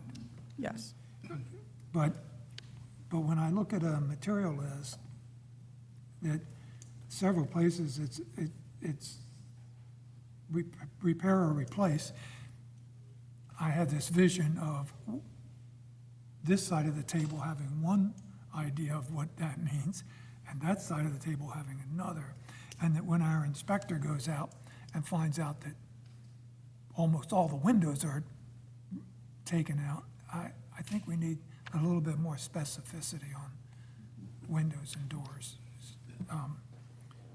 This is So do conceptual, you need when you come a- back. So it's Window either a repair description of the person work, or say- as part of the materials list, you could say, 3 windows, XYZ to be repaired, 5 to be replaced, so that there's a little more specifics. Obviously, you can have problems and when you go to Right. look further, but I think we're just looking for, repair, replace could cover every window in the house. Okay. Yes, that certainly wasn't I mean, our and intent. frankly, if Yes, you're going to right. replace the vinyl windows, that's a great idea. We don't really care how many of the vinyl ones get. All the vinyl windows will be coming out. I don't know that we can put a number on it, only because I don't have a contractor yet. Well, this is conceptual. Correct. Right. So for final, I would expect to have a little bit more specificity Okay. on those elements, recognizing that once you get into it, maybe there's an additional window or 2 that can't be repaired. Okay. But We are willing to, like, 2 of us join you for an inspection of the windows and try to advise you on which ones definitely you should put down for replacement. The stained glass ones are all the upper sashes. Correct. And those usually have been so painted into place for 100 years that they've survived very well. They even have more protection there than the bottom ones that get all the use. So, you know, you would probably find them in pretty darn good shape. There's one that, on the second floor, that faces the rear of the property. It's in a bay, and like all of the wood on the bottom is broken. I did have somebody check it to make sure that glass wasn't going to slide out, because that was my biggest concern, and they said the glass wasn't going to move. But like the wood itself is really, I don't think that wood is going to be able to be salvaged on that particular. your idea on that window is to repair it. I want to keep the glass. We might have to redo some of the Yeah, wood to rebuild make that the happen. Yeah. Or make a new bottom set. But to, We and have some pretty good I understand craftsmen what you're around saying about Can this help. side of the table, that side of the table. If it makes you feel better, because I know you don't know me, but I've done another project. I took 33 old windows out and restored all of them and had them put back in. I never asked to have any of them replaced. So Where was that? it's on Ocean Street. Well, and as Tom said, Tom and I have gone out, and other members of the commission have gone out and looked at windows, and could at least give you an idea, so we're in concert with what we're agreeing on, that's all. Yes. I did have a question regarding the timeline of the additions to the rear of the property. Right. When I looked at the property report, there was no real timeline saying when each addition was done. So I know Corbin had said there were some changes done to the rear of the property over the years. Over the years, yeah. Yeah. You can tell, as you're in the building, you can tell where, yeah, you go up 2 steps, down 2 steps, Right. yeah. And if you look at page 6, actually, the right side elevation, probably both sides actually, but the right side elevation, I think it's more clear. You could follow the floor line, how, as it steps Right. down. They just- and, just- essentially, every one of those is a separate component. Yeah. And then I actually believe some of those were a first floor done at one point, and then the second floor addition even at a. But it was just funny, there was no Yeah. indication of a timeline. Right, I think there's so many, I don't. I think we'll Yeah, continue but my with those. question specifically was Yeah. regarding the chimney, whether that was original or not. And So that chimney's all the way in the back addition. It's all the way back here. That's certainly not in the original. It's not a chimney from the original house.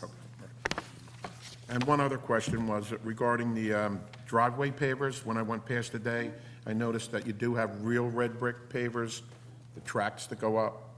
And on the materials list, it just says permeable pavers. And I think it would be proper to have the red brick. Do you know if replace they that. make those permeable? Because I think zoning is going to Well, I mean, need us to. they do make have it. things that really look just like Look brick. like that. Right now, there's a lot of crushed stone on the property that I'd like to replace with permeable pavers and actually increase some of the landscaping from its current percentage, like there's, Crushed stone it's a permeable, that's a permeable surface. And a lot of the houses that didn't have driveways when they were built, because nobody had driveways when these Right. houses were built, that became an acceptable alternative to concrete. Yeah, It not is- looking to put concrete. It would be a semi-permeable paver, which would have the same 50%, I think is how zoning looks at it from I a think drainage standpoint. they use, some places had some grass pavers where you put it and you plant the grass. The paver's there, but it looks like it's grass. Eco-block, I think it's called, something like that. But It's not- even just, Not very historic. No. Yeah, the No. brickwood might be better. Well, you're showing 2 lines of pavers for your driveway.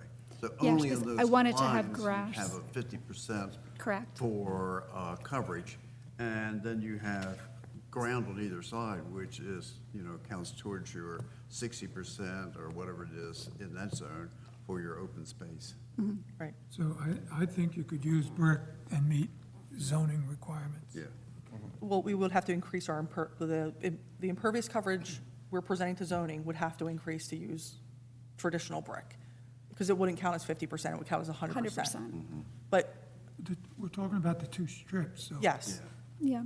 And that doesn't get you Currently, because to it's an to meet the zoning undersized, requirement? no, and part of that is a tourist guest house has a significantly larger impervious coverage allowance than a single-family dwelling. So a tourist guest house, we're 75%. right, and it has to be reduced to 45%. So we're already, the existing is at 67, and we need to get it to 45, and we're Oh, I proposing misunderstood. 54. I'm sorry. We're, I'm sorry, I misunderstood. I thought Yeah. this was being converted to a single family. It is. It is. And the But coverage weirdly, the requirement- coverage, It's go- so coverage drastically becomes drastically Yeah. larger for pervious. There's actually, I think there's no way for us to comply with the 45%. We'll talk to zoning about that, because it's an undersized lot, and the house takes up and so the much. house takes up 45%. Well, you may So be we're trying visiting to a few other boards. We are. We have drainage areas put in for zoning's consideration because of that. Okay. So, So the application is for conceptual approval. I would make a motion to grant conceptual approval. The problem is framing all the things we've just mentioned so that you can take note of them when you come back for final. So if anybody wants to help, that'd be great. I will second the motion and add to it that we want the plans to change or to indicate that the porches will be in line, open up the driveway, that there will be information on what kind of pavers. The front porch is further in than the columns, existing columns of the side porch. So to make them align would be problematic, because the columns stick out further than the existing front porch. Okay. So, We could make it, we could pull the deck in to those columns, but as soon as we have to go in, what you're proposing puts the edge of the deck inside where the columns are Yeah. right now. So the Which columns is- will no longer be on the deck. yeah, so, because the roof comes out and comes. I was just thinking they would follow consistently with the plan rather than aligning them. Right, As- they can't be aligned perfectly because of where the existing columns are. And then you will give us a list of windows that have to be replaced, and would even take advantage of having somebody come over and help you decide. The expert here, Yep. who's done so many windows, that will probably be in agreement as to what would really have to be done, and just so we have a count of where. Absolutely. So, yeah, so the conceptual approval is conditioned on specificity with respect to the windows that are intended to be replaced versus restored, but you'll understand that to get there, it would be a good idea to talk with us further. Yes. And was there anything else? No, I thought it was really great. It's an excellent idea. Considering how chopped up and segmented this was and how unified it is now, to me, this is a very significant improvement as a change for the better. Thank you. Thank you. terrific. So we have a Made and we have a seconded. motion, we have a second. Second? Motion by Mr. Testa, seconded by Mr. Carroll. Mr. Copeland? Yes. Mr. Carroll? Yes. Ms. Campbell? Yes. Mr. Cogswell? yes. Ms. Pisagno? Yes. Ms. Wilson Stridick? Yes. Mr. Testa? Yes. Thank you. Thank you. Thank you all very much for your Thank time. you. Thank you, good luck. Thank you. Good luck with it. I'll invite you all over when it's, we'll hold you to that. Don't say that, that's bribery. You see,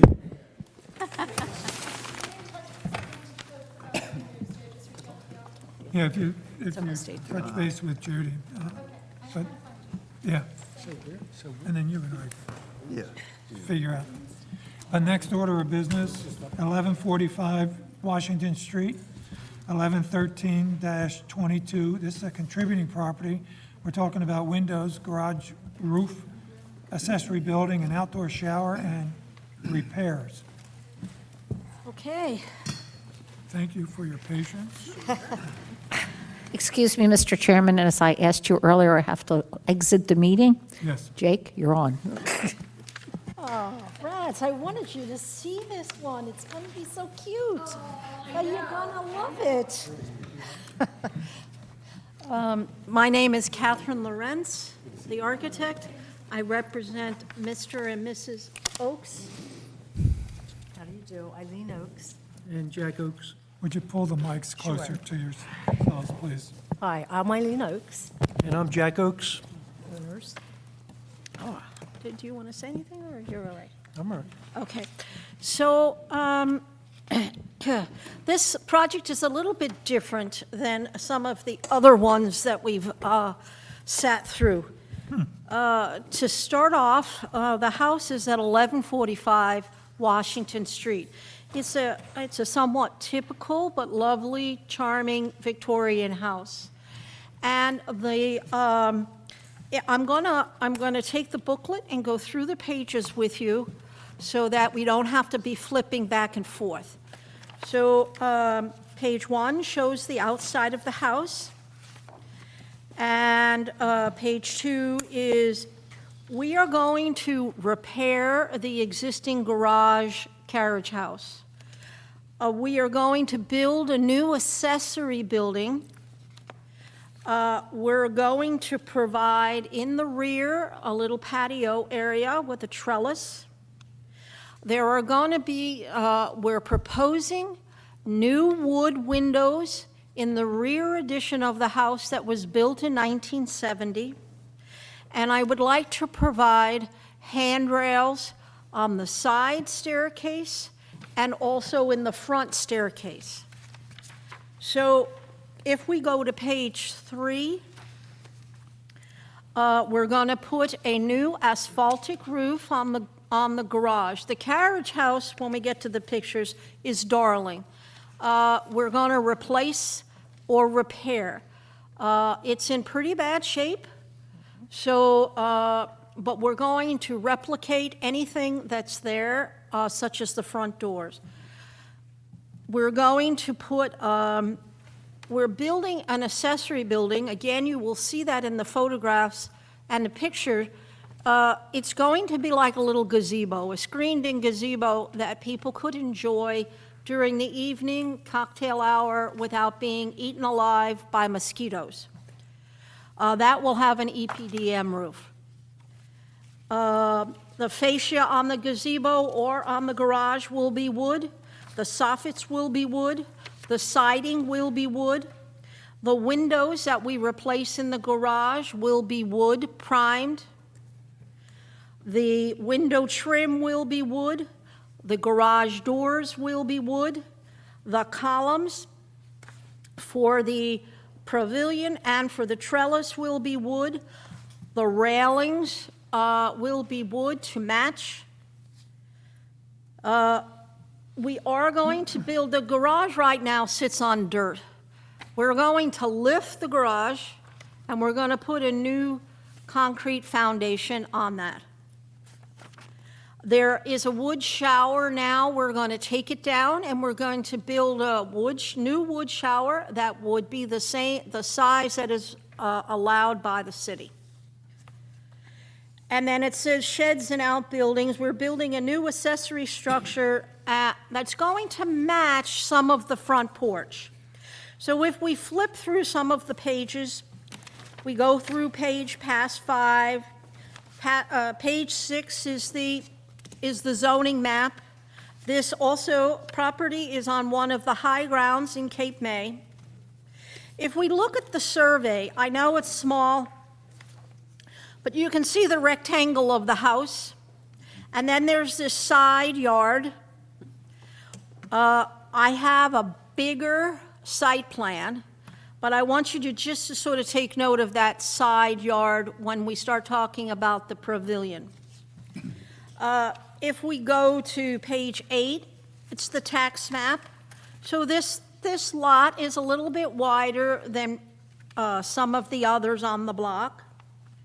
We have the city survey, which is on page 9, done by Joan Berkey. And this house was built around 1870 in the folk Victorian style. We're not doing anything to the main portion of the house. The only place that we're talking about adding anything would be in the rear, and I have a plan to show you, where we're going to replace a half a dozen windows that are vinyl now with wood windows. On the front porch, there are no railings. There are 3 steps down. And it is my recommendation that the owners put railings on that front porch.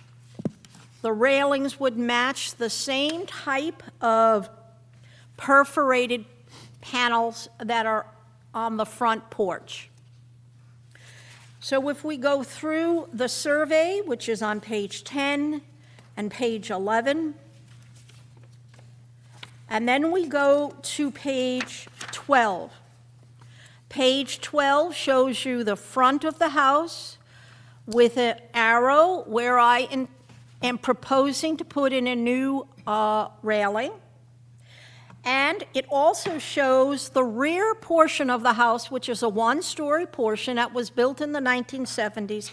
Those vinyl and aluminum windows are going to be replaced or proposed to be replaced with either Marvin or Gelwin wood windows.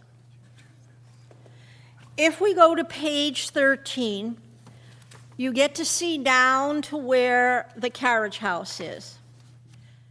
And I'm enamored with this, the front doors. I like everything about this carriage house. The driveway is shell, and that will stay. We have pictures going around the rear of the house. We show where the old shower is. We're going to take that down. That's on page 14. Now, if we go to page 15, we get a better look at the carriage house. You get to see the front doors, which I think are beautiful, and we're going to have, those are on, they're like just hanging by a hair. I am recommending that they be reproduced exactly the way they are now. Are they sliding doors? No. They're open Those pivot, are yes. strap hinges. Typical barn doors. Yes, typical barn doors Strap-hinge barn that doors. swing out. Those hinges that aren't holding them, or Yeah, they're, may I say something? Yeah. Yeah, these hinges were new. When we moved in, we had a man come out and put the siding on the front and the side. You haven't seen the side yet, but the other side, the left side and the back, is the original siding that you can pretty much, read the Constitution through if you want to look at the guy's house behind us. But these hinges are all they were put on 11 years ago, so, but they're holding it up. It's, when we first moved in, this house leaned, this structure leaned, I'm going to say 30%. And when the guy put the siding on, he tacked it, pulled it somehow and straightened it out, and he threw the siding up, and he did a pretty good job. Just don't kick it. That's right. Then we go to page 16, which I must say, we have streetscapes just in case, even though all the work is being done in the backyard. And I know Grand Street, and I'm going to be working on a new house on Grand Street soon. 17 just happens to show that this is not a flood zone. 18 talks about the zoning requirements. And then I get into the materials. But before we go into the materials, I was hoping that you guys could pull out, could I take this for a second? Don't I have folded pictures on yours? It's. Yes.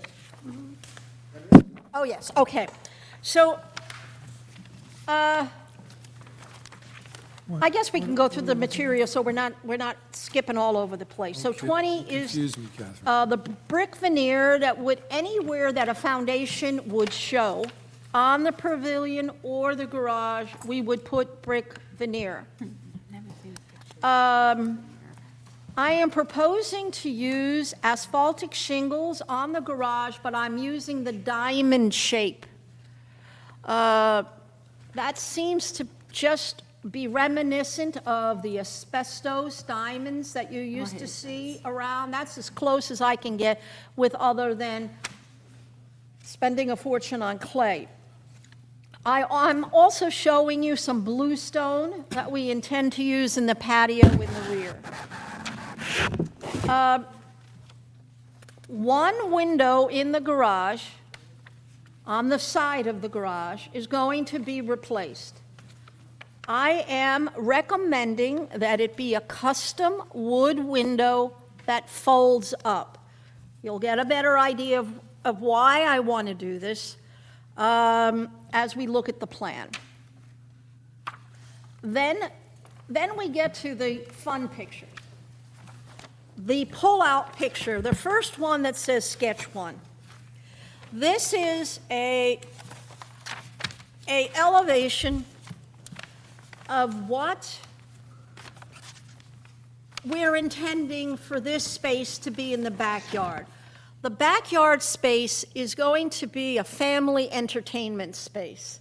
We're going to have the garage repaired, and these fold-up windows could fold up, and we can have a little counter where we might be able to sit. We have a paved area that will have a trellis. Eileen is very much into gardening, and we're going to have all kinds of plants hanging off this trellis. And then to the side, leaving all trees in place, we are proposing a pavilion screened in, all wood. We are going to copy the front railing of the front porch that's perforated design.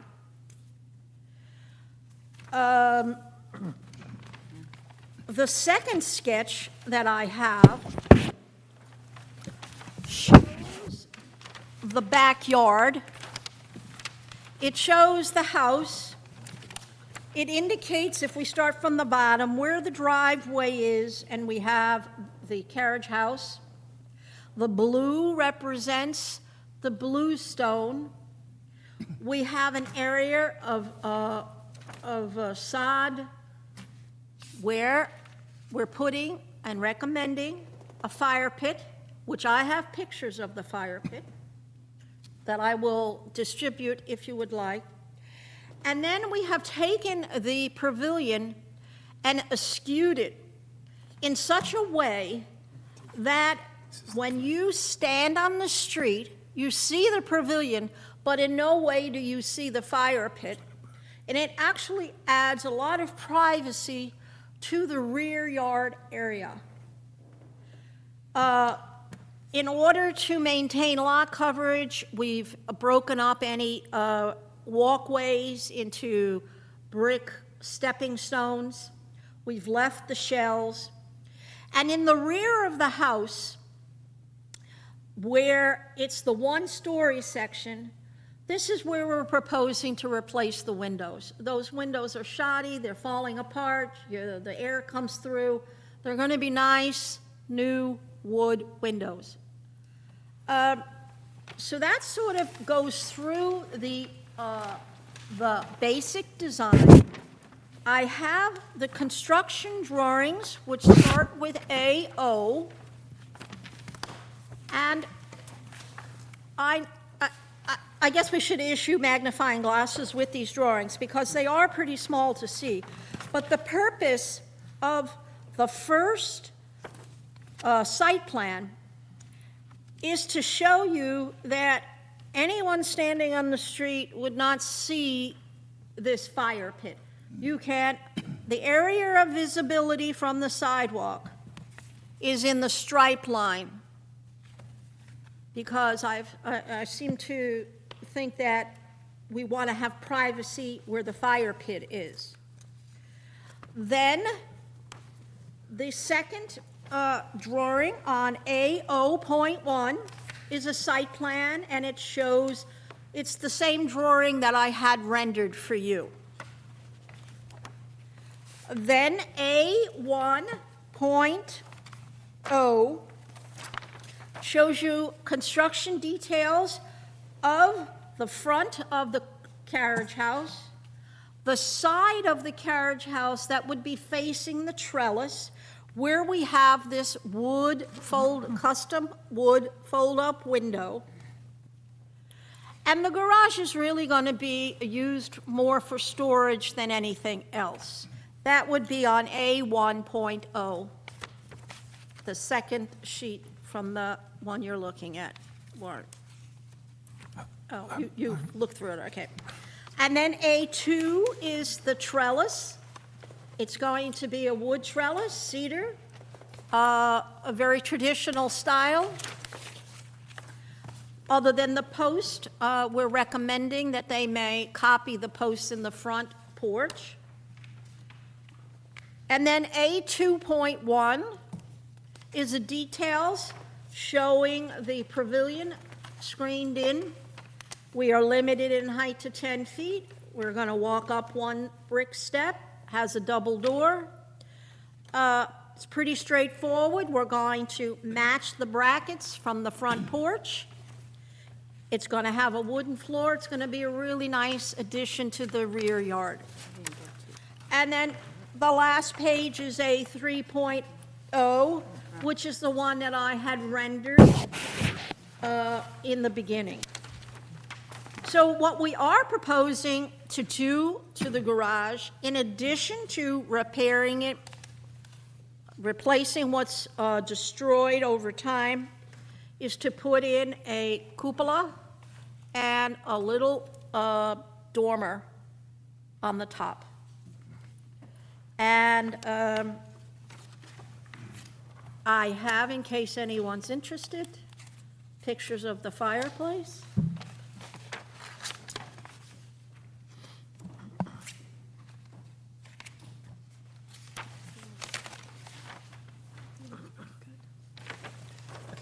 Thank you. Can't pick this up.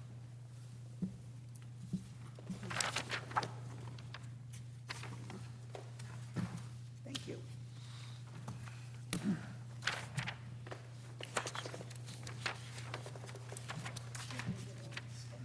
Thanks, Kevin. What's that? This is the fire pit that no one will see except anyone in the backyard. Plenty of- So that is the wonderful, lovely, fun-filled backyard. Thank you, Catherine. As always, great presentation. Thank you. Things would go a lot easier if other presentations were as comprehensive. Before we go around the room, one comment is this building that's in the backyard that's blocking the fire pit is visible from the street. Yes, it is. Has any thought been given to landscaping that in such a way that it is not visible from the street? Oh, I think we want to see it. It's going to be so beautiful. Well, you have to have an invitation. You'll get one. There's- Maybe, there's- maybe. There's a lot of skill going back and forth here across the table. There's a beautiful garden already, and there's a lawn in front of it. I just never, I mean, if that's a recommendation, we would consider it, but I never thought of hiding this beautiful pavilion. What's the depth back to the new pavilion? From the Pardon street? me? What's the depth? How From far street back? to the? Oh, how far is Yeah. it away? Yeah. I know I could look it up, but I thought you just. It's pretty far away, but It's pretty far away. It's let's see, 25. It's this far away. It's about 75 Yeah, feet. so, from the so it makes, sidewalk. so it makes it diminutive from the street, really. the only thing is that if, again, we look at streetscape, we look at walking around Cape May, it's a new structure that wouldn't have been there during the period of significance, and it just seems to me that the backyard, as charming as you're trying to make it, would be enhanced by a tree row, shrub kind of row, and at the same time, maintain the original look of the house. So I think it would serve two purposes. It just seems appropriate to me, but we'll go around the room and get other opinions. Can I make a comment? Sure. And I don't want to get in trouble here. But during the 1860s over in England, it was very common for people to build a folly in their yards for people to see. So this isn't necessarily, There was a revolution that separated them. English precedent is probably not the strong suit you want to argue. There's one of those follies in the front yard of Andalusia up on the Delaware River that looks like a Gothic church ruin that was built to be Yeah. exactly out of that British context. That's A right. folly. And actually, we had one built in 1911 with our house, visible from Baltimore Avenue as you look through the garden, and it was in a state of collapse and gone. We've not since restored it, but it was an open folly and trellis and folly together with a view from the street. But it was 100 plus feet from the street, and behind a brick wall. Well, but my point was it would not necessarily have been what you would have seen on Washington Street. But everybody can comment on that. I can't help but to comment on is that metal storm door still on that side? Absolutely not. It was one of the first things we did. Oh, yeah. Wooden doors now. Thank you. Okay, we'll go around the room. John, you want to kick it off? Yeah, just one, maybe two questions.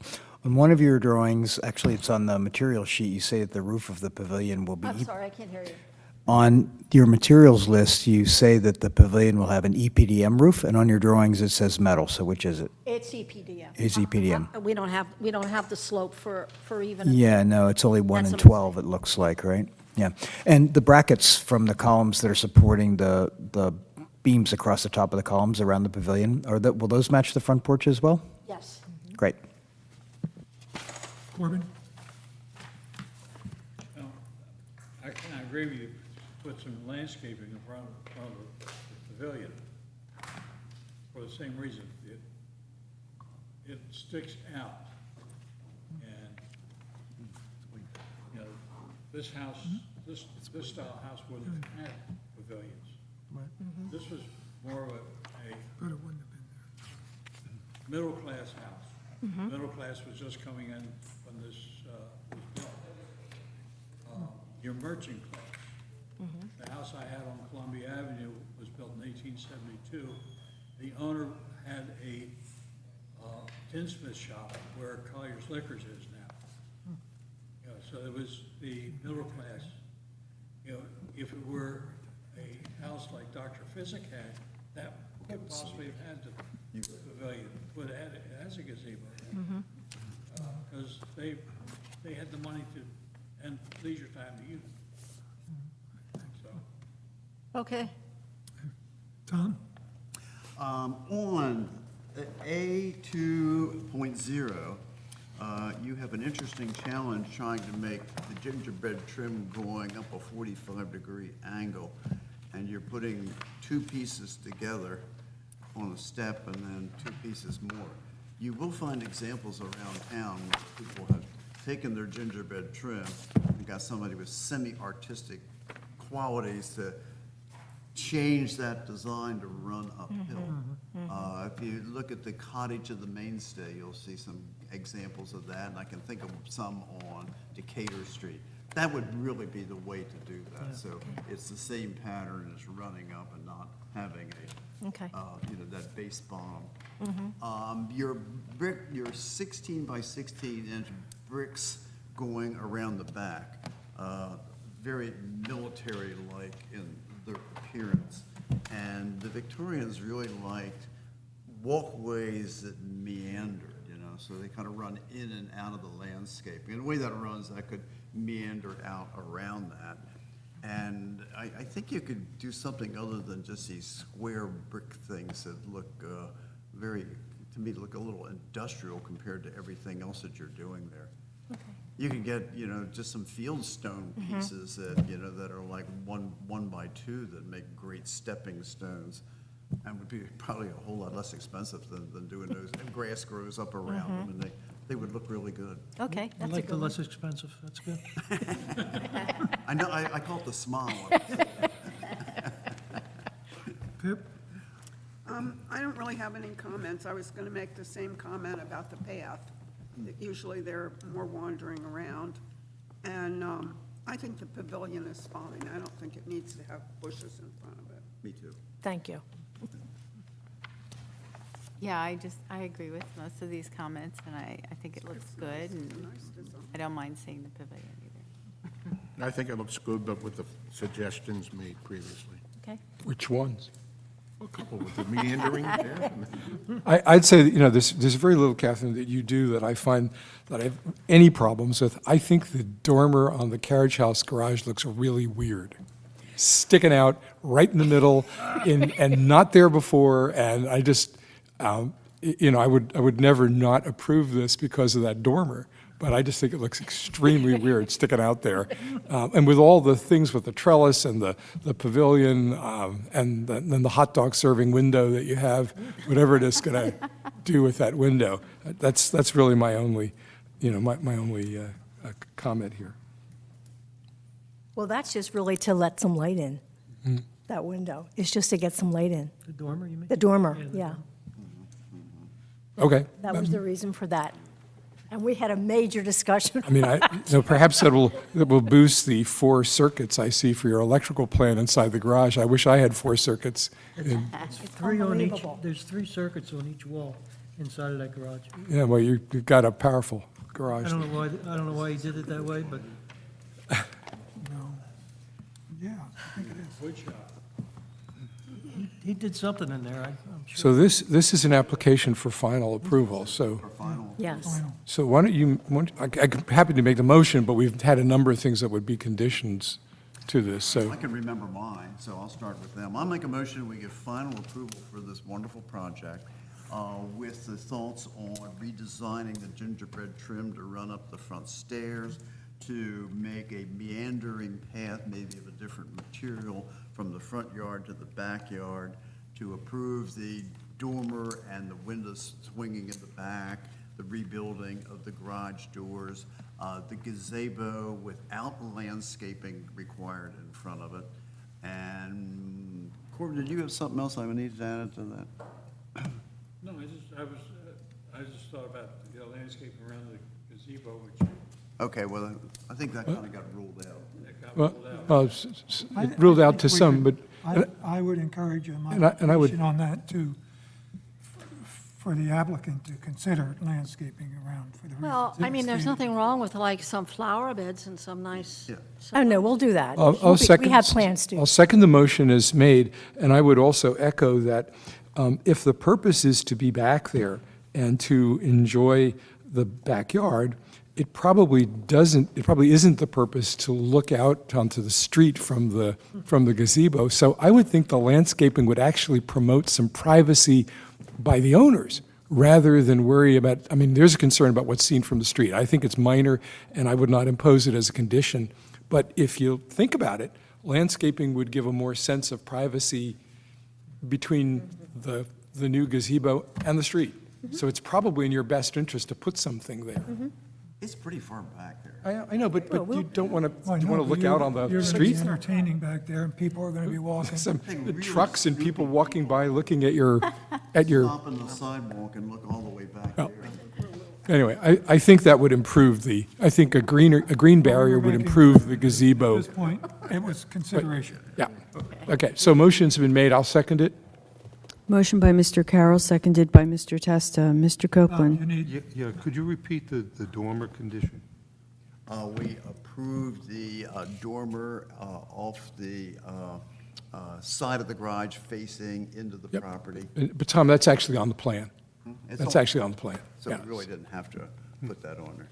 Okay. That part of the, it was discussed, so I just wanted to make sure that Okay. it wasn't deleted.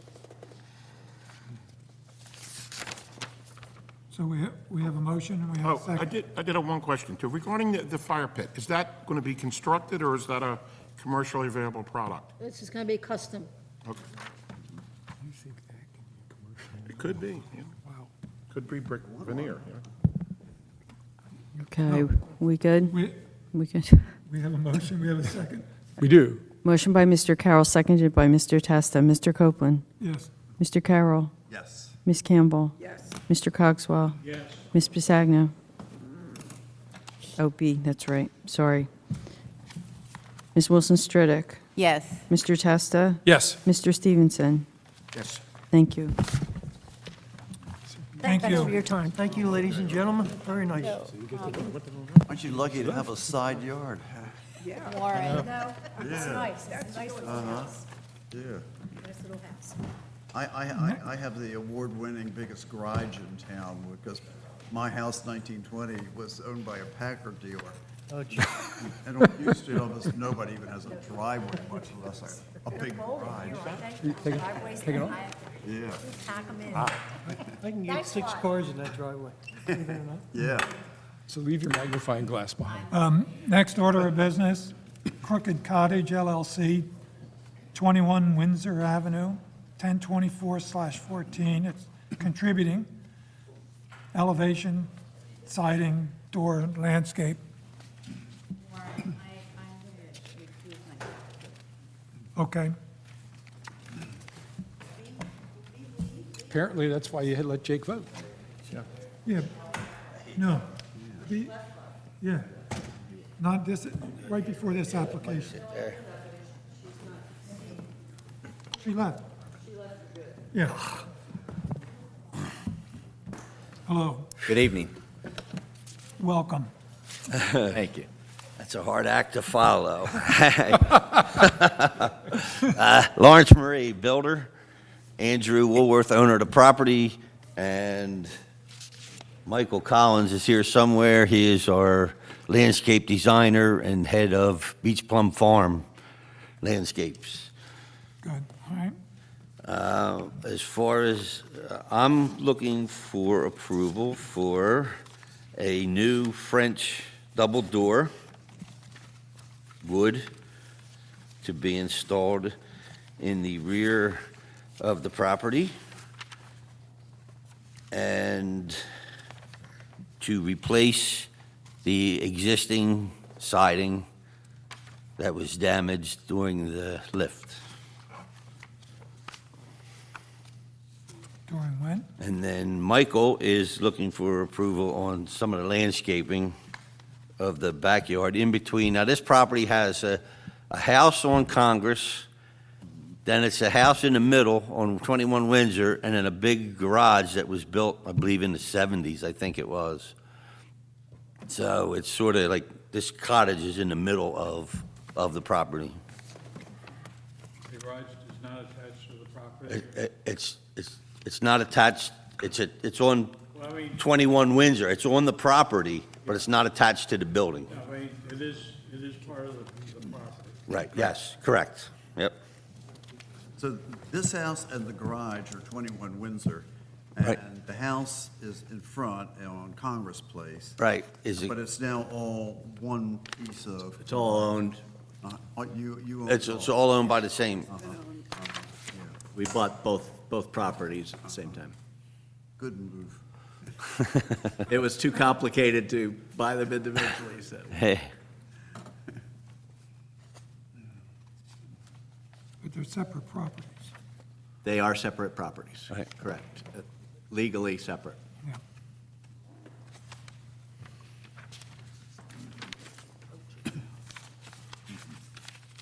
On the, I think it's on the fourth page is a picture looking at where the double French door would go, the wood double French door. Before we get there, what is the siding that was damaged? Well, the siding is mixed. It's wood siding clapper, but when the Windsor burnt down in '76, they replaced that side of the building with asbestos shingles only. So that's what's on there now originally, that and the rear of the property. So that was asbestos shingles. Fire damage from the Windsor Pardon me? Hotel. Fire damage from the Windsor Hotel. That was right, correct, right. Fire damage from the Windsor. But there is still evidence of the existing wooden siding on the other side of the building. Yes. Two Yes. sides are wood. Two sides. Two sides are asbestos shingle. Right. I know in the property report, it says that the level of integrity Uh-huh. would rise if the asbestos shingles were removed. Every effort should be made to retain the barge boards and the remaining original wood clapboard. And we're willing to do that. But I'm saying it's a perfect Yes. opportunity. Yes, we're willing to do that. Yep. But is that what this says, though? No, it doesn't. In the property report, yeah. No. And it was the application. It's in the property report. You don't- you- No, I it's not- buy that. I'm talking about, This is a partial. what is, Well, product you're my application is to replace the existing siding that was there before the lift, which was the asbestos and the wood. But we would be willing to take the asbestos off and do it all wood to make the integrity of the property, to enhance it. yeah. So that's what so when we look at the materials list, it's going to be wood. Siding will be wood. Good. Correct. Okay.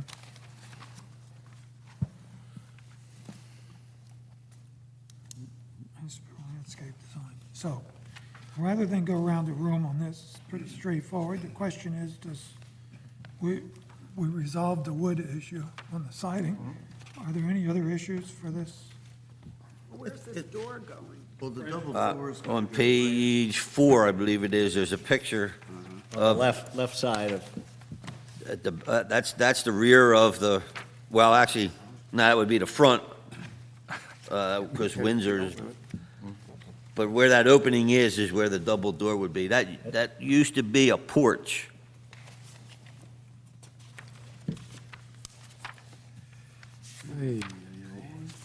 And it almost fell off during the lift.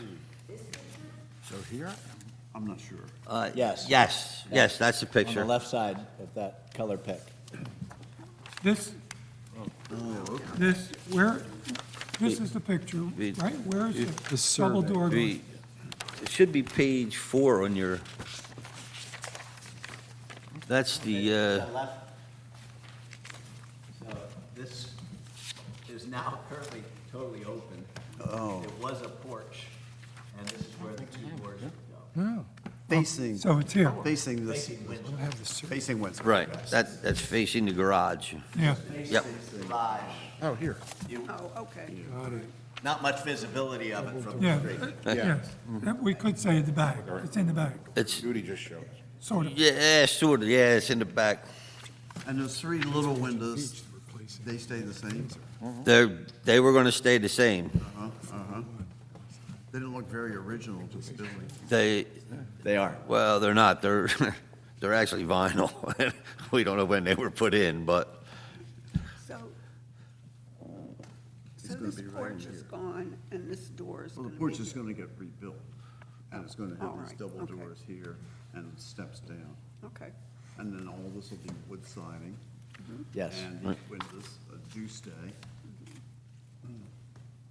Sure you don't want to change your mind on those three little windows? We would, I mean, there's the possibility of. I'd be happy to have Larry quote them, and if they seem reasonable, which I would think that they should be, it'd be nice to replace them with wood. Yeah, it would be. And is that going to be a living room back there? That is the living room. Maybe normal size windows rather than these three little over the kitchen sink windows? This place is Might work in better? really low. Yeah. If we get the approval to make them bigger, I love Would it. you think of maybe two separate windows there? Take the three out and put maybe, To make them more proportional. I mean, we would want it to look like an old cottage. So whether that's two windows or three smaller windows, well, maybe one window the size of the one above it, below it, and shutters on either side would give that nice balance back. Where's the floor? Is the floor equal to the porch floor? I mean, I know, I've been in this building 100 times, so I know how low it is. Yeah. Yeah, the floor is, So I don't think you're going to have the room. the floor is, You're not gonna if be you able look to at walk this through. picture. This is the floor. I don't know if you can see floor of this. the house is here. If you look at this page. Oh, way down, okay, yeah. Oh, lower than the porch. That is the floor right there. Well, there are 3 steps down from the porch. I see that. So it's down here. So this is a crawl space. This side And picture. the floor is here. This side picture. The floor is basically at the bottom of this. Gotta go one at a time. Oh, okay, so the floor is here. So that would certainly give you room to have one window approximately the same size as the one above it, shutters on the back, wood siding, and nice doors over here. Be a nice finish to it. What do you think, Larry? Yeah. Oh, I agree. Yeah, and then we'll get rid I of only the vinyl. saved money for the last guy before you. Now, I'm helping you. It's okay with me, keep going.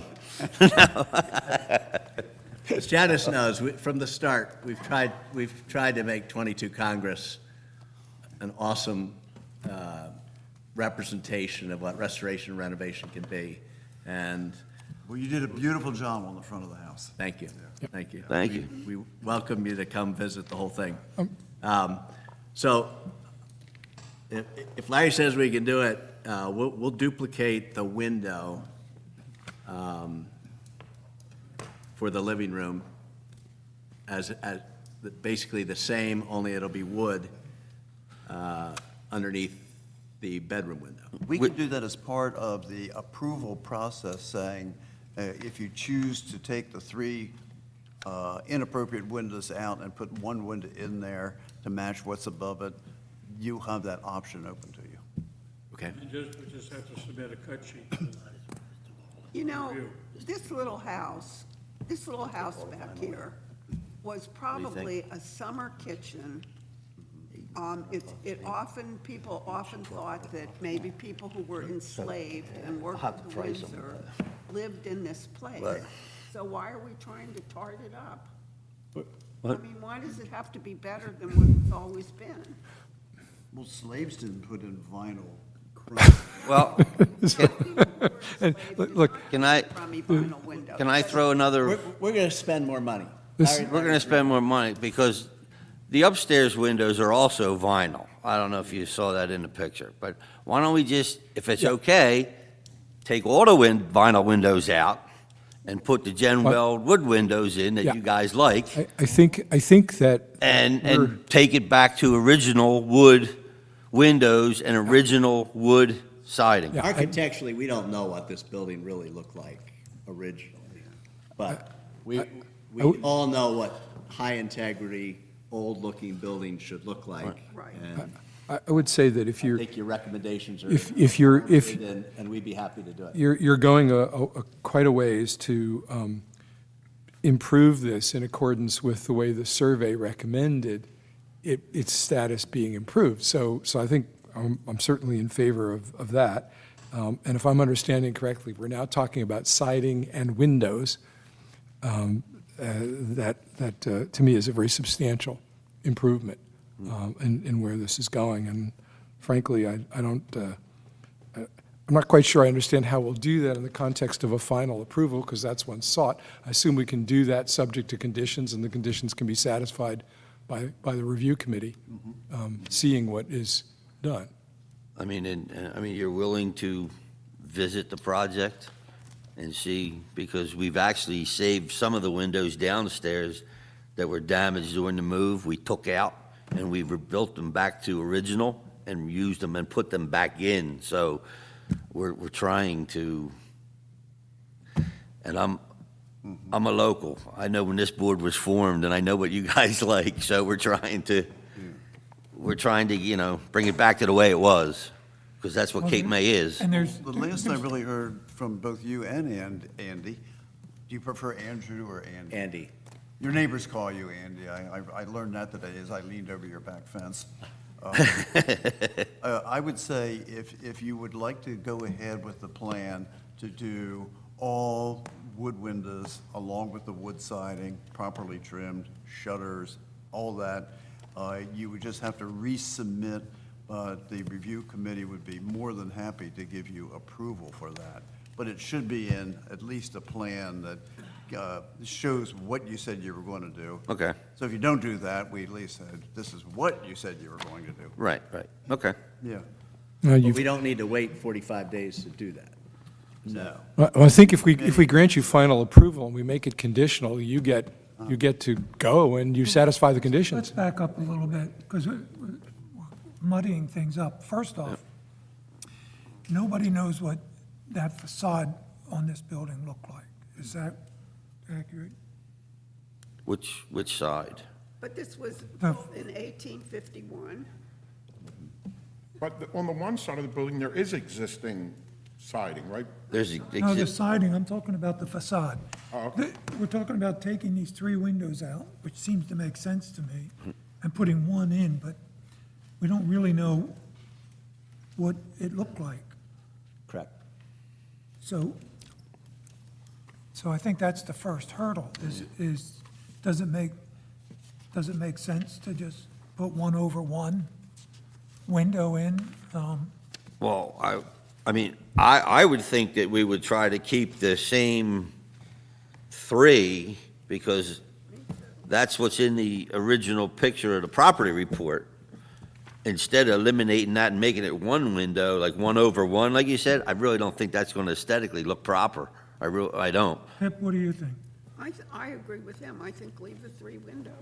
I mean, I think But all we wood. could, Yeah, I have no problem Now- as long as they're all wood. we might be able to extend them deeper, make them a little bit deeper window, but keep at least two, but possibly keep the three, because that's what it looks like. Yeah, I'm concerned about just arbitrarily changing it, even though the three are probably not original opening, but that doesn't make it Well, it's right pretty- to just arbitrarily change it to one either. The way this was framed with the timbers, to me, it almost looks like that opening was there in the very beginning, Yeah. but, Well, no, if that's the findings, I would support keeping the three windows there. Why don't you make the motion?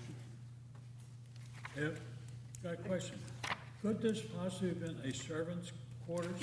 we believe it We're almost was. certain it was. And believe it or not, I believe it was part of the Underground Railroad, because we found a hidden, Everybody's got one of what was it, like a basement, or just like in the foundation, when we lifted it, put a new foundation underneath, there was actually a red brick room that was framed out and then filled with dirt.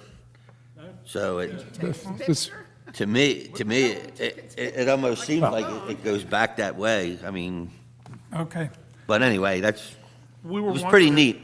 if the Historical Society would have any photos, from the Windsor that would show what it looked like. Well, if it's the framing, if the framing shows the Yeah, three, I or think whatever we can with the assume. This is pretty clearly an outbuilding to the Windsor. Yeah, because back then, they were big on timbers, and then timbers running diagonal and this and that, so it had to be pretty much intentional. I mean, I would think, I'm only 64, so I don't know, but. From the audience? Yeah. That building was built in 1878 as the kitchen, the slave, or service quarters for 22 cottages. Yeah. Just like 23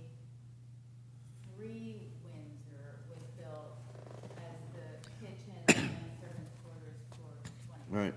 cottages. Because these two cottages were built without kitchens, and the people who owned them would eat at the hotel. And after the big fire, they needed these buildings to be built in order to use their homes.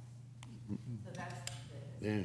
And there used to be decks connecting the neighbor to that property and a deck connecting the Windsor to that property, so they could walk back and forth between, and the neighbors could walk back and forth.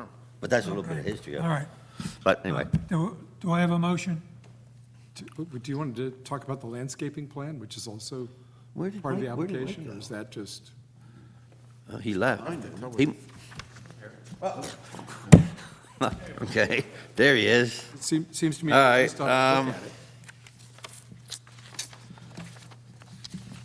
We got a little drawing, 1, 2, 3, 4, 5, 6 pages from the back. It's a good way to number. You want to take over here? That's this. This one here. Uh-huh, okay. Yep. Do we have that one? So where's the plan? Okay. It's very simple. I'm not a landscape architect, but this has been my life, career. So this is what I do for a living. So I just conceptually drew something for Andy according to Patty's taste, and, there's going to be some large random flagstones in here. There's such a grade difference from the hotel here to that back corner, which there's a sidewalk back over here.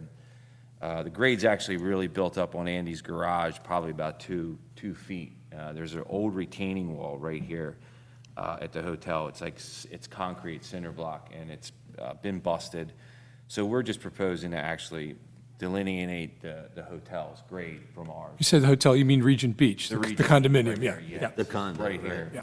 So their grade's very high. So just by Right. setting that retaining wall there and creating planter boxes, that they could maybe plant some evergreen hedgerows in there for privacy from the hotel, and just then step it down to the garage, so that both those areas are flat walking areas. That would be it, and the drainage would continue that way out Windsor way, where the water's going now.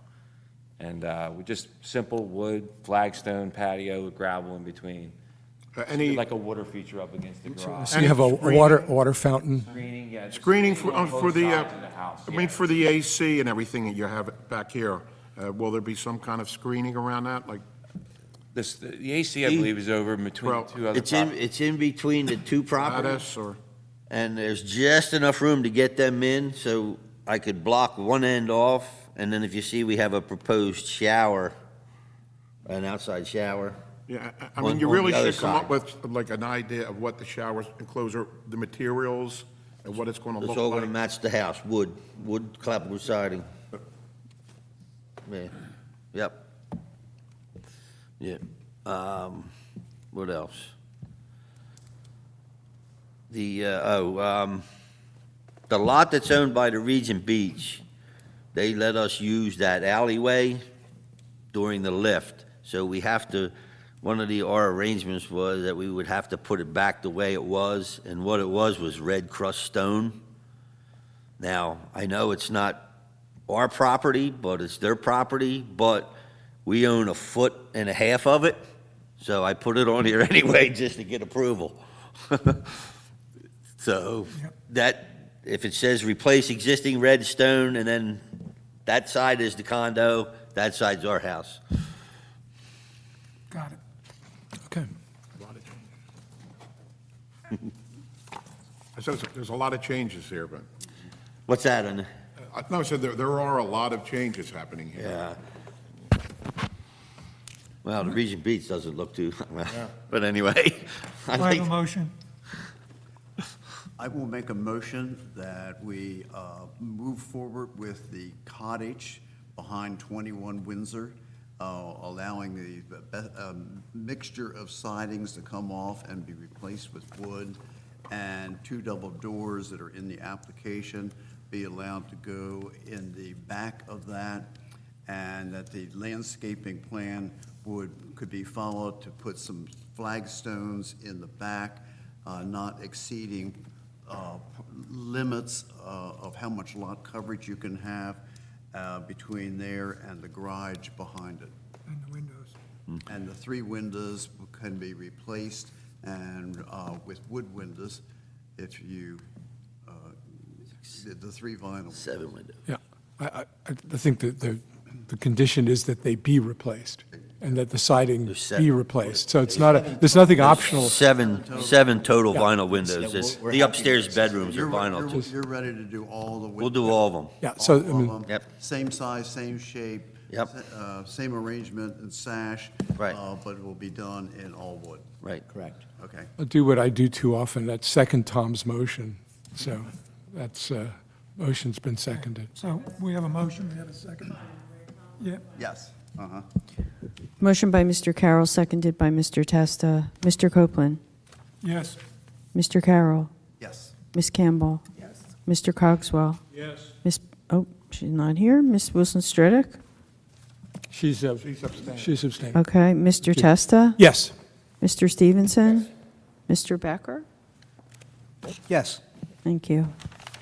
Thank you, gentlemen. Thank you very much. Okay. Okay, with that, we open commission to the public. Do you want to give the telephone number? No, we don't do that. Oh, we don't do that? No, I was only You when we were keep remote. insisting on inviting the public by Not seeing any public present. shake his hand so we'll leave. No, but thanks, man. Yeah, man.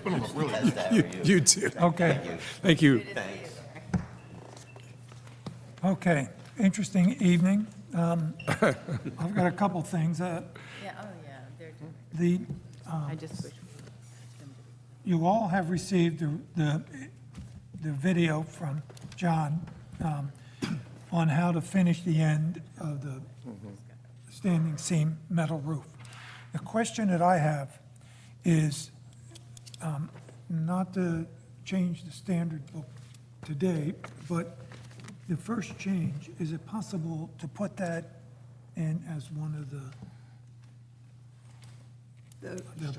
Sure, he can link that in, can't he? Yeah, it's a YouTube, right? Well, it can't go final without your approval, so, I mean, if you want it changed, it's changed. Well, no, Already we're approved. There you go. in good shape, but if we could get that in, that seems to make sense to me. So would you do me a favor and send me that link again? Just re-forward that email, and then I'll forward it to him. Terrific. So we're in agreement on that.